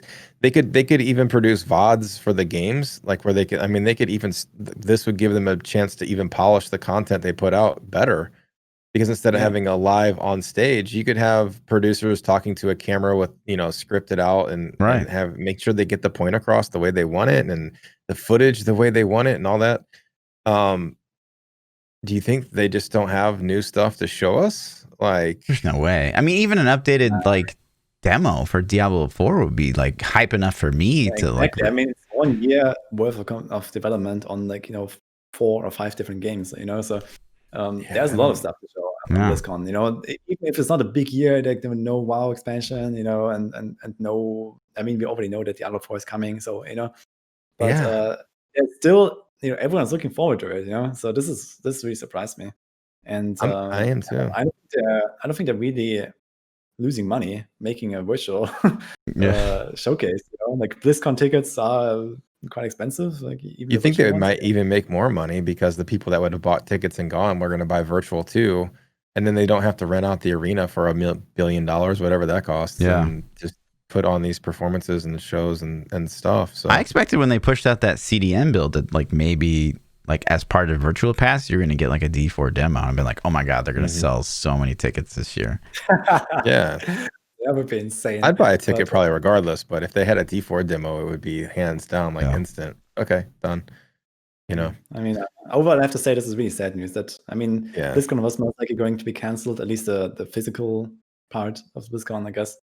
So I was actually going to go to BlizzCon this year. So I was going to set up like a donation goal and see where I can get, and I would really like to go to BlizzCon once at least. And I was going for this year, and then like obviously this would most likely be canceled, so I didn't even bother with trying to get a. Well, hopefully, and then if they do, let's say that they do one in February. Let's say they said early part of the year, so let's say March, first quarter's got to be early part of the year. It's not happening anyway, so there's not going to be any events like this even in February. So it's just not happening. And let's just say they did it in March, right? So were they going to turn around and have a BlizzCon in November, like that's weird, a couple of months later, or does this just screw up the whole timeline now? Like, are we not going to have another physical BlizzCon till 2022? I don't see that happening, but I don't know. 2021, I think end of 2021 is realistic to have a BlizzCon again, probably. But I think we're just going to skip this one essentially, and that's it. So it's kind of like, wait, what happened in 2018? Yeah. Oh yeah. So everyone likes to forget. and it's probably going to be the same. But the problem is, it's going to be, you know, there was just one Blizzcon in between, so that's the sad part. Yeah. Just not having those panels and like getting the new juice for the year, like that's just so depressing. It does kind of suck. Yeah. I was kind of looking forward to seeing what they were going to do with the D4 demo too. Like in a year's progress, like, are we going to get a new zone to play in? We're going to get some more stuff, and it's, you know, maybe though, you know, maybe you're right, Fluff, and they're going to give us a demo if you buy the pass. You know, maybe it could be. Maybe they need more time to get that demo polished up. You know what I mean? Maybe, so. Yeah. That'd be insane. That does kind of suck. And then on top of that, on the BlizzCon being canceled, then we also had a forum post that said that PTR still doesn't have a deadline. A new date. Yeah. Pez posted, or was it Pez that posted that? Let's see. Yep. Pez posted it. I'm looking for it. Typically start with. No, that's not it. Where'd you see that at? I lost it. I found it. So he said no updates today. Unfortunately, still hammering on the build here on our end. Still checking for this week, but I don't have any additional timeline updates. I would propose a new date, but then I feel awfully terrible if things didn't hit that date. We'll be back tomorrow with news. Yeah, it makes sense. I would hate to post it and not meet the deadline too, because, you know, people freak out. Of course. But, especially in Diablo, I feel like. You set a deadline that is, you know, very easy to reach, and then you surprise people positively by going, you know, surprise ahead of them. We'll have it in quarter 3 of 2020. That always bites me in the ass, because it's like, okay, let me plan my whole vacation schedule around this day, and they're like, we're going to read this day early. I'm like, cool, I'm out of the country. Jerks. Yeah. Yep. Yeah, timing. It's actually really bad timing now as well, because like I have like this week now where I have time, and then after next week, or starting with next week, I'm gonna have a lot less time, so I can play like the first patch of the PTR and then, you know, a bit of the next patch, but a little bit sad. Yeah, but overall, it's the same for me. Yeah, next week I have no time. I have to, you know, work's kicking back up, and I gotta start grinding again. So this week would have been awesome. Yeah, last week actually would have been good too. This week would have been great because of the Memorial Weekend. I'm still gonna do my testing and whatever, so it's fine. It's just like unfortunate, and if they need more time, then, you know, I can totally understand it. They realize that something went terribly wrong, and they need like a few days of fixing or whatever. That can happen. So you know, as long as we get like a more playable version in the end, then fine. You know. Maybe there was like some crazy mechanic they overlooked or whatever. Well, the CM's in chat saying they had to remove all the things that I liked, so that extended the PT. Yeah, so we need if Blizzard toxic. Just make it a revive set. It's not too late to go revive. Bone Spear sucks. Like, we don't want that. How dare you? Make it revive. How dare you? And make then it revive Thorn's minion build. Yeah, and take out all that tankiness. Needs to get removed completely. Like zero tankiness. And make it require Land of the Dead. Yeah, there you go. Land of the Dead. Yep. Smart. You guys got it. I'll just step down. Nailed it. But I get it. You know, I think we're all in tech. I don't know what you do for a living, Wudijo, but like, I mean, I've been part of this so many times where we have a release date of like a Thursday, and just like, you know, Linux box like doesn't support something anymore, and it gets shot out. Like, so I totally get it. Like, and it sucks, but I'm not crazy upset about it, obviously, being in that world. It's just a personal time thing for me. It's not any upsetness. It's just, totally. Damn, this would have been a good time period to have it. Yeah, I also said so. It's just whatever, but a little bit unfortunate, but yeah, it's what it is. So yeah, I've missed release windows, and it sucks when you miss a release window, because everybody's like, well, what happened? And you're like, all these things that don't make sense to you happen, but I'll explain them if you'd like. You know, here you go. Yeah. I bet it was that new CM. He probably fucked something up, you know. Probably tripped on a wire somewhere. Said we didn't 24th. We said the week of the 4th. Something, I don't know. Yeah, totally. Yeah, also, please, Mr. Paz Radar, in the future, use more clear time frames. You know, like because I get like fucking 100 questions a day about, wait, why is the PTR not started yet? And when is it gonna start? Are you playing PTR right now? That's what I get to. He plays it. Right. I mean, like this week of 24th, like, so people misunderstood that, and this was amazing. Yeah. It's wild to see, like, all of us are expecting to play like all Memorial Weekend, and then like to see all the Diablo 3 streamers, and like we're just all over the place in these random directories, like playing other stuff because we're just like so bummed out. Well, for me, this was going to happen anyway. So I planned this anyway, so it was fine for me. Yeah, let's touch on that. How's Minecraft Dungeons, guys? Minecraft. Yeah, I tried it. It's just I stopped like 2 minutes before I started the podcast. Yeah, I played it actually today, and I don't know. It seems like a super casual kind of like, okay, you play this for a few days and that's it. So I don't know. It's kind of fun to explore like the new game, but I don't think it's gonna really last. We'll see. Yeah, so you've got 3 gear slots. You get your weapon, your ranged weapon, and your armor. So already it's more complicated than Diablo 4. Kappa. No. I'm kidding. It's a joke. Listen, I want to know how to not get invited to BlizzCon. It's a joke. All right. So, and then like the items will have basically, it reminds me of World of Warcraft when they originally had like the artifact stuff where you'd like just randomly roll like the powers. Mm-hmm. You know what I mean? Mm-hmm. And then that's kind of happens. Like you pick 3 enchants, and then like you have 3 activatables basically in your inventory, and those are your 3 skills. It's so casual. It's painful. Yeah. I mean, there's like a little bit of, okay, you can build a character in that direction, or you can build a character in that direction. I actually made a bow character, and I was able to clear an entire map just using those arrows, which are like a limited supply. But it does work, so you can do some stuff. Yeah. So it's kind of fun to find like the combos that work well together. Sure. But in the end, I feel like there's not really a lot of like challenge from what I've seen. I mean, stuff can kill you really fast and so on. But yeah, like you kind of like grind out some nice pieces, and that's it. So this is what it's like. Yeah, for me, I think it's a great like, oh, Lindsay is not a gamer, but I'd be like, hey, if you're trying to get into ARPGs, like maybe try Minecraft Dungeons. It's kind of like the starter game probably for this kind of genre.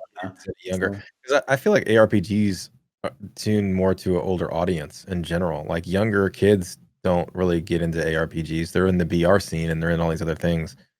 But a lot of young kids do like Minecraft and games like that. So maybe this can be a way to kind of like, hey, this is kind of cool. Let's get them sucked into ARPGs and and eventually those guys will grow up to be Diablo 4 players. Perfect. Yeah, there you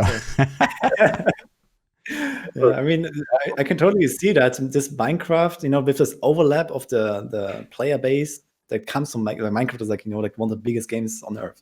Yeah. So it will bring a lot of people, like at least it will bring it to attention of those people that this genre exists and that there's actual games like that, and not just Minecraft, and I think this is going to be a big boost for the genre in general if this performs well. So yeah, I mean, it's already pretty crazy to me. It's like, so I can go play right now, and like I wouldn't even be like top 5 rows on Twitch. Like, there's so many people playing this game that like don't even touch ARPGs historically. So I think it is good exposure for our genre.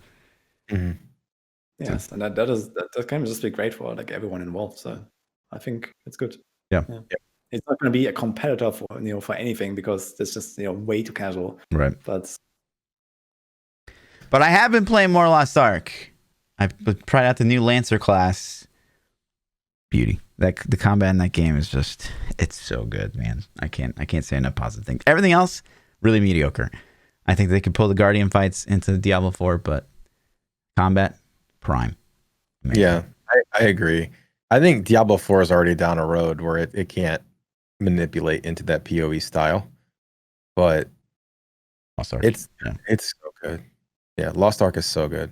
If Diablo 4 would steal, if they would just make one class to steal their cooldown fighting, like I don't just know if it could fit.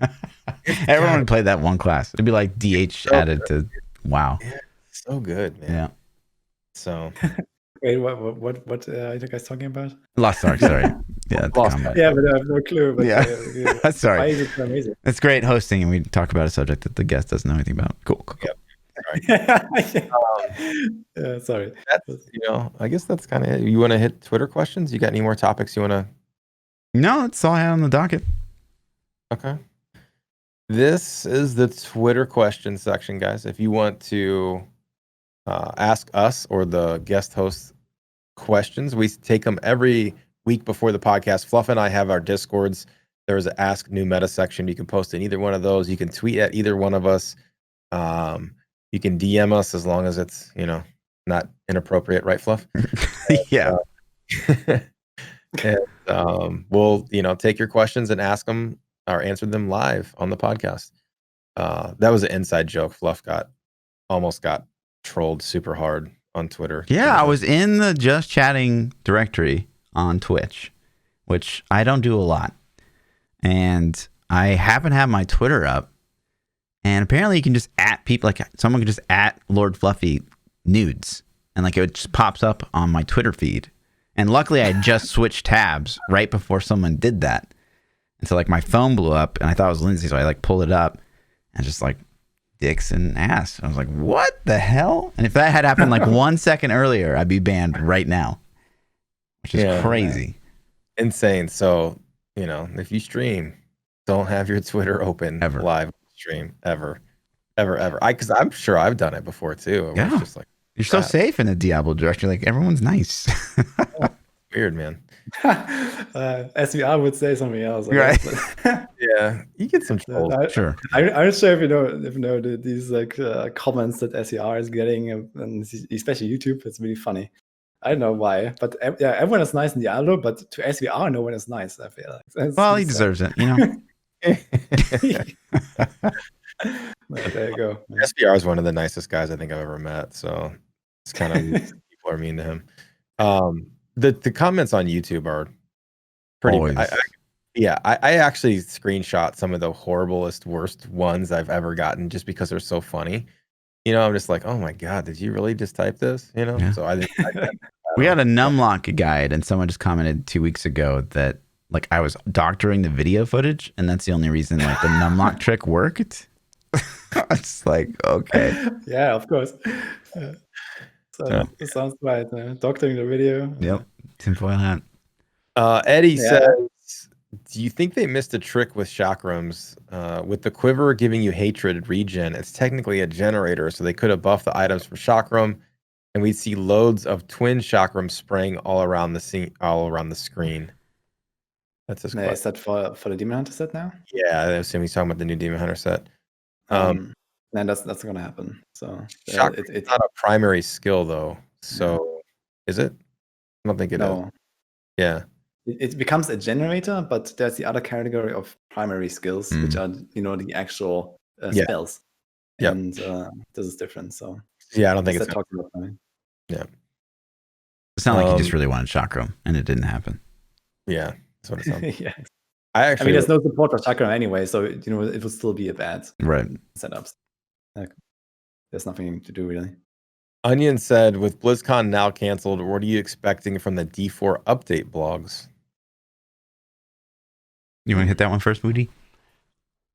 I would expect that they would probably try to show a bit more then, because everyone has been waiting for the big update on BlizzCon, I guess.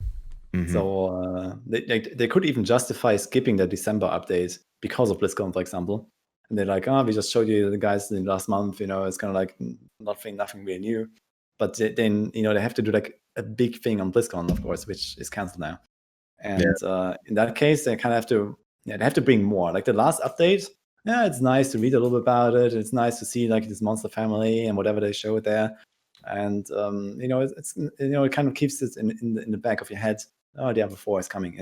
But in the end, people want to see endgame. They want to see items. They want to see, the skill tree, whatever, like cool new skills, maybe, how can you play? This is what really matters in the end, and, they can add a little bit of fluff, like the monsters and the scenery, and, this is amazing. But this is just filler, around the core, which is the gameplay.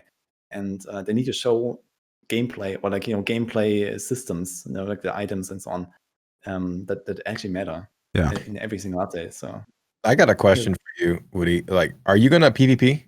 Are you a big PvP fan? Is that something that's? I mean, if it's not gonna be like Diablo 2 PvP where it's just like get one shot everywhere, I don't know. Yeah, I mean there is some skill involved, obviously, in Diablo 2 PvP, but I think it's very gimmicky, and it shouldn't be gimmicky to be. It's not gonna be exciting if it's too gimmicky.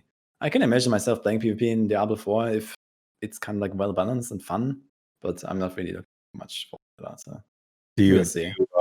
PvP in WoW or any? Yeah, in WoW I really like it, but the thing is in WoW, everything is fucking balanced, to like the decimals, like WoW is like a super balanced game, for like what the kind of like variety of builds and playstyles it has, and WoW is insanely good in balance. And doing something like similar in the Diablo game is very hard to do. So especially with all these legendary effects with random drops, this is gonna be a nightmare. And if you separate, they should 100% split it. You got PvE over here, you got PvP over here. Boom. Easy. Yeah, this is the only way to do it, right? So yeah, in Diablo 3, they could do something like that as well. Like there was like the big the big PvP announcement, way before it came out, and everyone's like super hyped because it looked really amazing, and then it kind of didn't do anything with it, even though it had potential, and that was kind of sad. And maybe they're gonna do that better in Diablo 4. So I look forward to that. If you have kind of like these arenas or whatever other like PvP system, there could even be like multiple modes, and that would definitely help to grow the player base as well. So, yeah.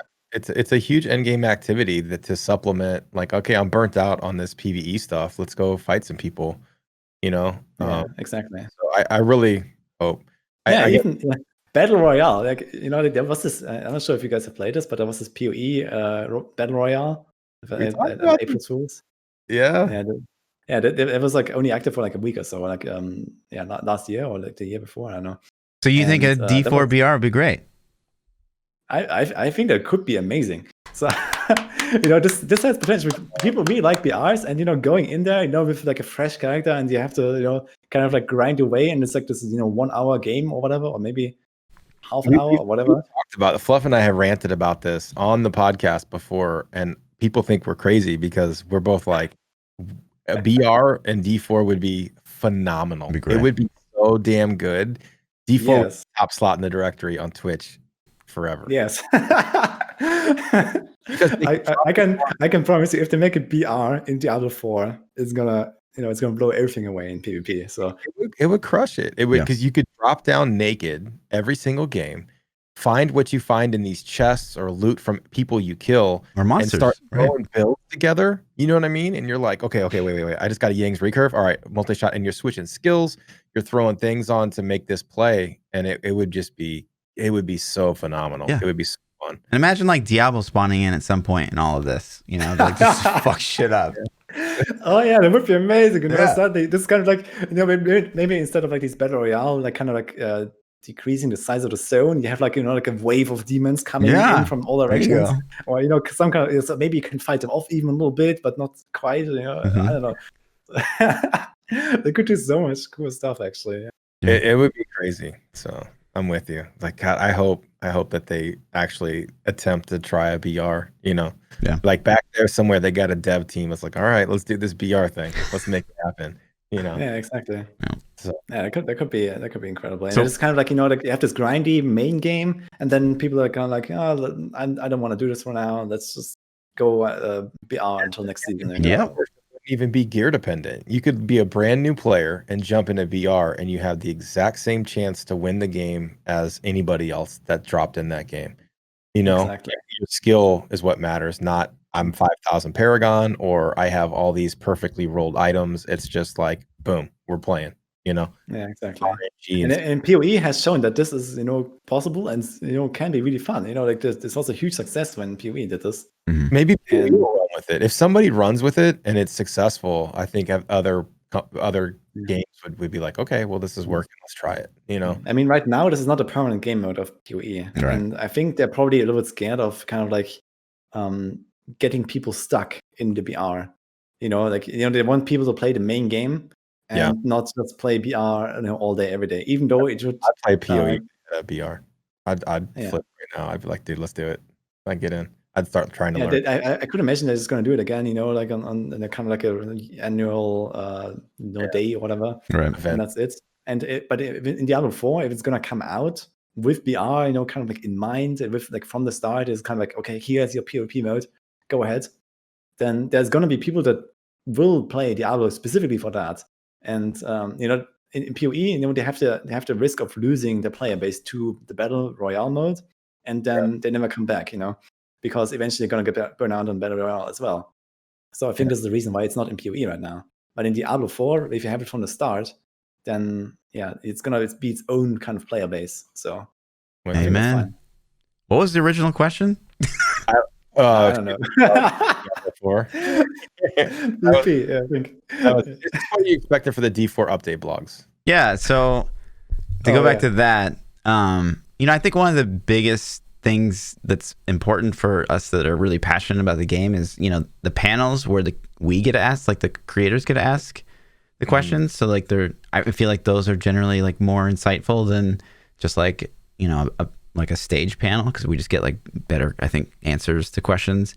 And two is the other thing that's the gap is like when one of the devs will sit down with one of the streamers and like just play the game. I think that those are some of the most, like Quinn's was like one of the most insightful interviews at BlizzCon last year. So I mean, to lose that streamer developer interaction this year, I think that really sucks. But maybe that's selfish thinking because I'm a streamer. But we just got to get somebody on the podcast. You know what I mean? Yeah. Like, we'll submit the questions to you ahead of time, like so you can. Oh yeah, get an actual dev. That would be nice. Like I promise, I won't ask you anything that's gonna piss you guys off. We especially Fluff. Like he's trying to get in. You know what I mean? Like, I don't know, but yeah, the D4 blogs. I think that unless as they make more progress with the game, we'll get more insightful blogs. And with Corona and everybody working from home and how big that team is and stuff, like I don't expect this blog to be super crazy. I hope they touch on itemization a little bit. I hope they touch on PvP and skills. Like just there's so many things that they could touch on that would be awesome. But I don't expect a crazy blog this time around. I hope I'm wrong. Yeah. I mean, the last was really disappointing in terms of content. Like it was cool, it was nice, but it was kind of like not showing much. So I think they need to show more. Mm-hmm. Yeah, I was a little disappointed with the last one. If I'm being honest about it, I was like, okay. If you would have told me that last one was going to be the last one we're going to get for months, then I probably would have had a different stance on it. But like that was a part of a multiple like announcement in that quarter. So I mean, I thought it was just like bonus. I think the one thing that didn't resonate with a lot of us was the talk about the couch co-op and stuff like that. But it was okay for what it was supposed to be, I feel like. But the fact that we haven't gotten one in a really long time now makes that last one seem very, very shallow. Mm-hmm. I mean, this was to be expected though. Every few months, it's once a quarter. So, but they came out and said, but it's not what I expected because after BlizzCon, they were so vocal for that month or so, or maybe even two. It was like D3 team was all over it.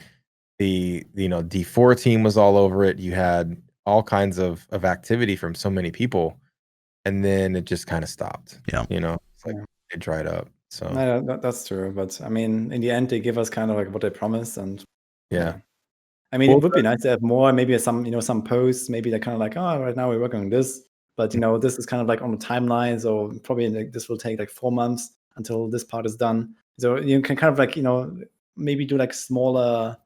More insights into the actual development. I would like to see more back and forth with the communities too, especially about itemization. Exactly. So maybe there's like this big thread going with like 1,000 replies, and there's like like 20 of those are actually like blue posts, and they're kind of like going back and forth. So yeah, that could be amazing. And it doesn't even have to be super too where like they can say, hey, this is what we're working on. What do you guys think?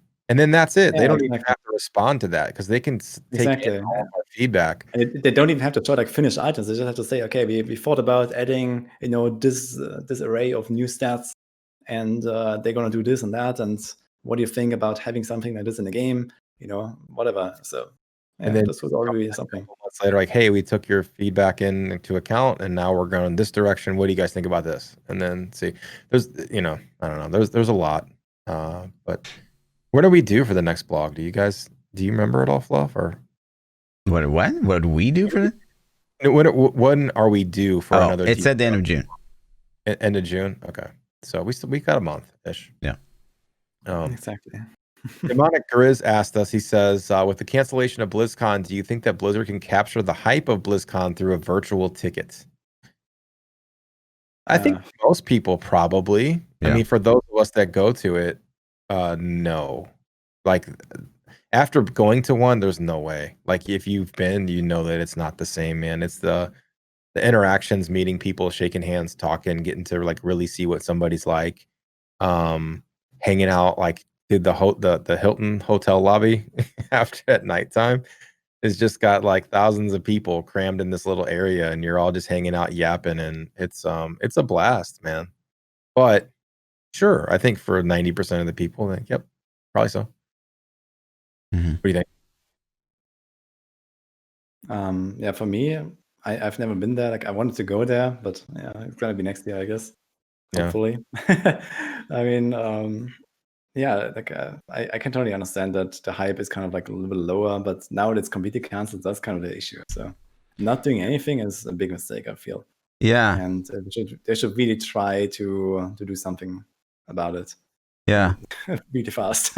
So it's wild for me because, like, you know, like our first experience was 2018, which is like an all-time low for Diablo. Yeah. And then fast forward 2019, it's probably maybe one of the most hyped Diablo BlizzCons will ever be. So Yeah. it'd be weird to go there for like a normal year. I think it'd be hype for us until D4 launches. Sure. Like, cause if we went this year, 2020, we still would have got D4 news, and we would have been like, "Fuck, this is awesome. We're playing the demo, 8 hours a day, just chugging the line." Mm-hmm. So, it's fun, man. I had such a good time at BlizzCon last year. So we'll, but the hype for most people is just to catch up. Most people are probably watching a news outlet like IGN or one of whatever their favorite news outlet is, or their favorite content creator who covers the games they're into.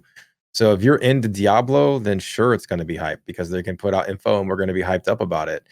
Or if you're into WoW, because this is a huge year for WoW with Shadowlands dropping. So I don't know, man. And that's also another thing. Like Shadowlands is supposed to drop before the end of 2020. Like they said multiple times that they're going to hit that timetable, I think. Mm-hmm. And that's a huge part of BlizzCon. Like WoW is a huge staple. So if they drop all the juice, like what are they going to talk? They have this virtual thing in January, February, March. WoW is going to already have dropped its bigness. So I don't know. Yeah, I mean, typically in the years where they released the WoW expansion, they're kind of just talking about like the first patch or whatever, kind of like showing a bit there, and that's it. So but the WoW is not really a big highlight then anyway. So like every other year there's gonna be the WoW expansion reveal. That's hype. And the years in between are kind of like, well, okay. Business as usual, Right. So this would be like this now. So it would be business as usual anyway, but we would have the D4 to with probably like a lot more to show. And that would be the big highlight, I guess. And Overwatch 2 also, like I haven't heard a lot about it. I haven't tried to keep track of Overwatch 2 really, but I haven't heard a crazy amount of info on that. I kind of expected it to be out within a year, but we'll see. Do we actually know when it's coming? I don't think so, but I don't know. Again, I haven't really actively looked for Overwatch 2 infos. Yeah, the things with Overwatch, they have to polish a lot. I think that's really what's taking like probably 80% of the development time there. Yeah, like I played it, and it was snooze fest for me. Like I love Overwatch. I'm an Overwatch fan. Just to jump in and play it, but playing the PvE content after being like I'm a big Destiny fan and Division fan, and I play a lot of shooters. And then when I played it, I was like, before the demo was even done, I was done with it. I'm like, okay, this is so. I felt really, and I was pretty excited for it. So I really hope that they do some more with Overwatch. Yeah. I hope the more polished version is a lot more fun. So, I imagine. Yeah, I played like some of these PvE events I have like for holidays and so on, and they're always like kind of yeah. And it's maybe one of them has like a fun, like I really like one of the Halloween emotes once where I had like a team of 4 and they had to fight like Dr. Frankenstein.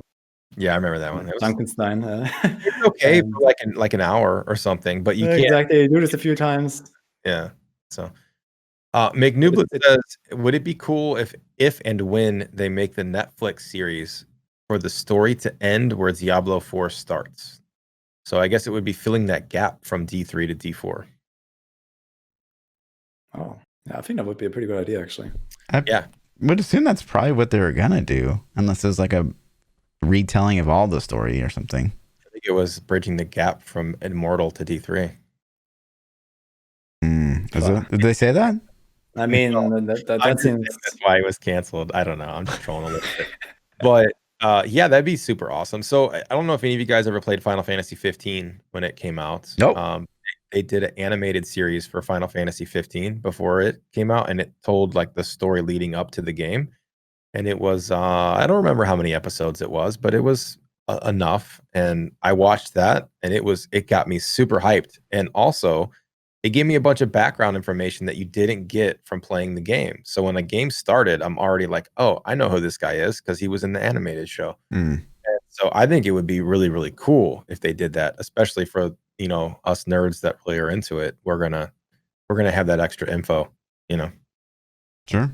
Well, I think it's actually the other way around. So a show would be good for the non-nerds, those that have no clue, that might not even know Diablo, but if it becomes a great show, it's like worth watching, even if you don't care about the franchise and anything.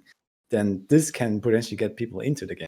Yeah, I mean, it can do both. It could be it's good regardless. So I don't think it has to lead up to the D4 story, but it would be cool if it did to me personally. Like imagine they release a Diablo TV series, TV show that is like on the level of Game of Thrones or something. Yeah. That with like millions of people watching it, and this would be incredible. And well, kind of like yeah, real world is Witcher. Did you watch Witcher on Netflix? I haven't yet, but I was planning to. So yeah, I heard so many good things.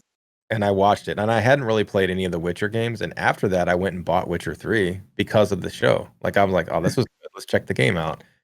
And I played the game for like maybe 30 hours, and it was cool. It was fun, but 100%. It's campaign fluff. You wouldn't like it.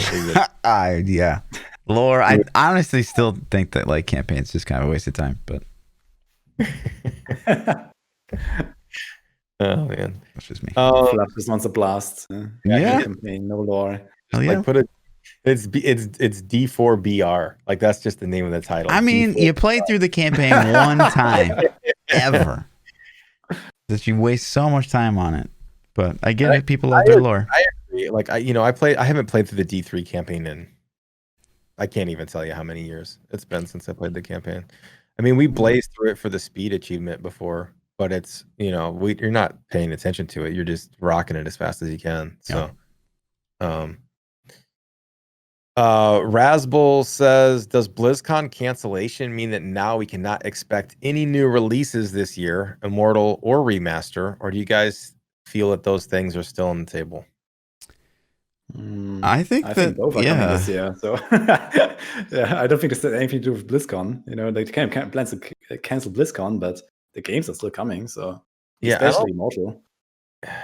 I don't know, man. I don't think Remaster was probably going to get dropped this year anyways. I think it might have been revealed at BlizzCon, and potentially maybe at BlizzCon they would have been like, yo, you could buy it next week or something. I can't imagine them not saving that juice for BlizzCon hype though. And Immortal, God, I don't even know what to expect. So on the earnings call, they said that it was going to alpha test or beta test or some kind of test this summer. So maybe a 2020 release. Well, that would have launched at BlizzCon. Did you see the tweet from Diablo? It's a couple weeks ago now, as they were looking for people's favorite mobile creators. Oh yeah, they were. Yeah. And that's obviously for. I saw it. I would assume for Immortal. Obviously, you're my favorite mobile creator, man. Thanks, dude. Big into I was thinking about trying Immortal, maybe not on the phone, but like I don't know how would you set it up, but that's probably a way to do it, and that would be maybe fun to actually see the game once at least, and yeah. It was okay. Like with Fluff and I played it. Like I can't honestly shit all over it because it was a Diablo experience that was monetization is going to make or break that game, in my opinion. If they can figure out a way, and there's no good answer, because if they make it free to play with microtransactions, I don't know how good that'll be. And if they make it a pay up front for the title, I don't think they would sell any copies, which would probably kill it right there. So I don't know how they win this monetization battle, but the game itself was okay. Fluff and I played 2 different iterations of it at 2018 and 2019 BlizzCon. It was definitely more polished in the 2019 BlizzCon, and it was okay. We played it on iPads, so it had a big, nice screen, and it was okay. Yeah, I think that it's hard because I feel like no matter what happens with the game, NA is like very rooting for that game to fail. Like so much so that I would say that I have one probably the most in-depth Diablo Immortal like reviews, because like we played it, you know, you and I played it like a ton, even if we were upset.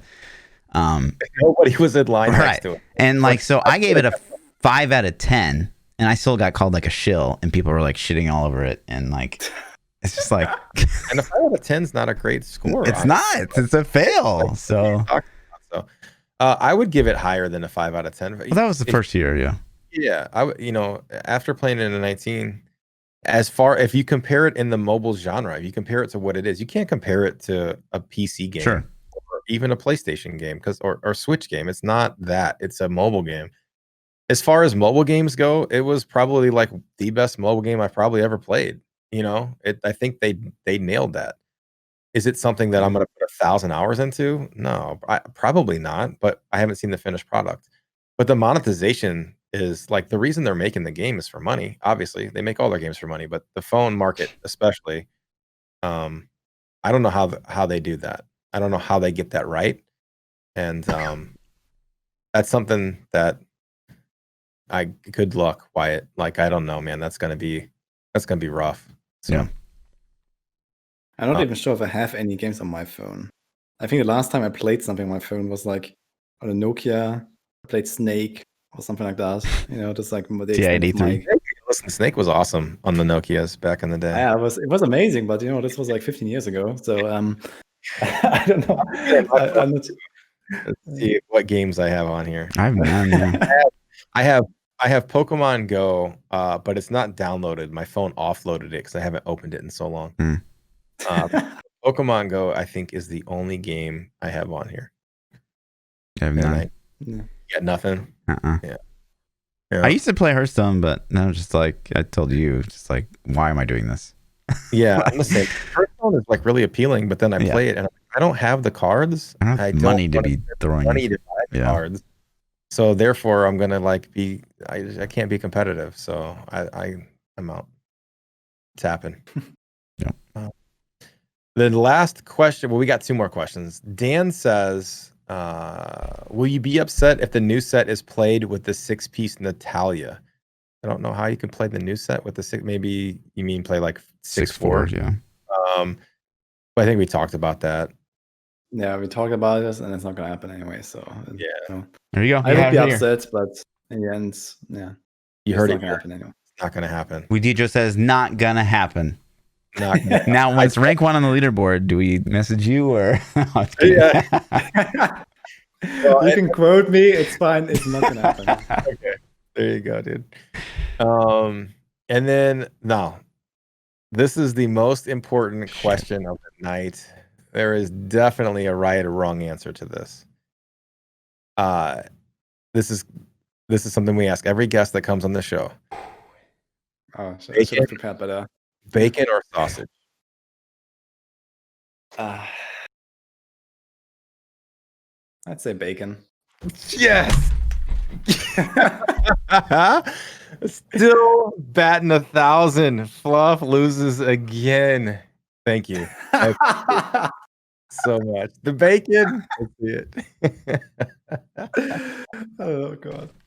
We had so much in common, Wudijo. We were clicking. It was working. You're my man, dude. Listen. He had the fucking bacon emote. Oh my god. Yeah, no, we're boys now, Wudijo, for life. Thank you for that. Yeah.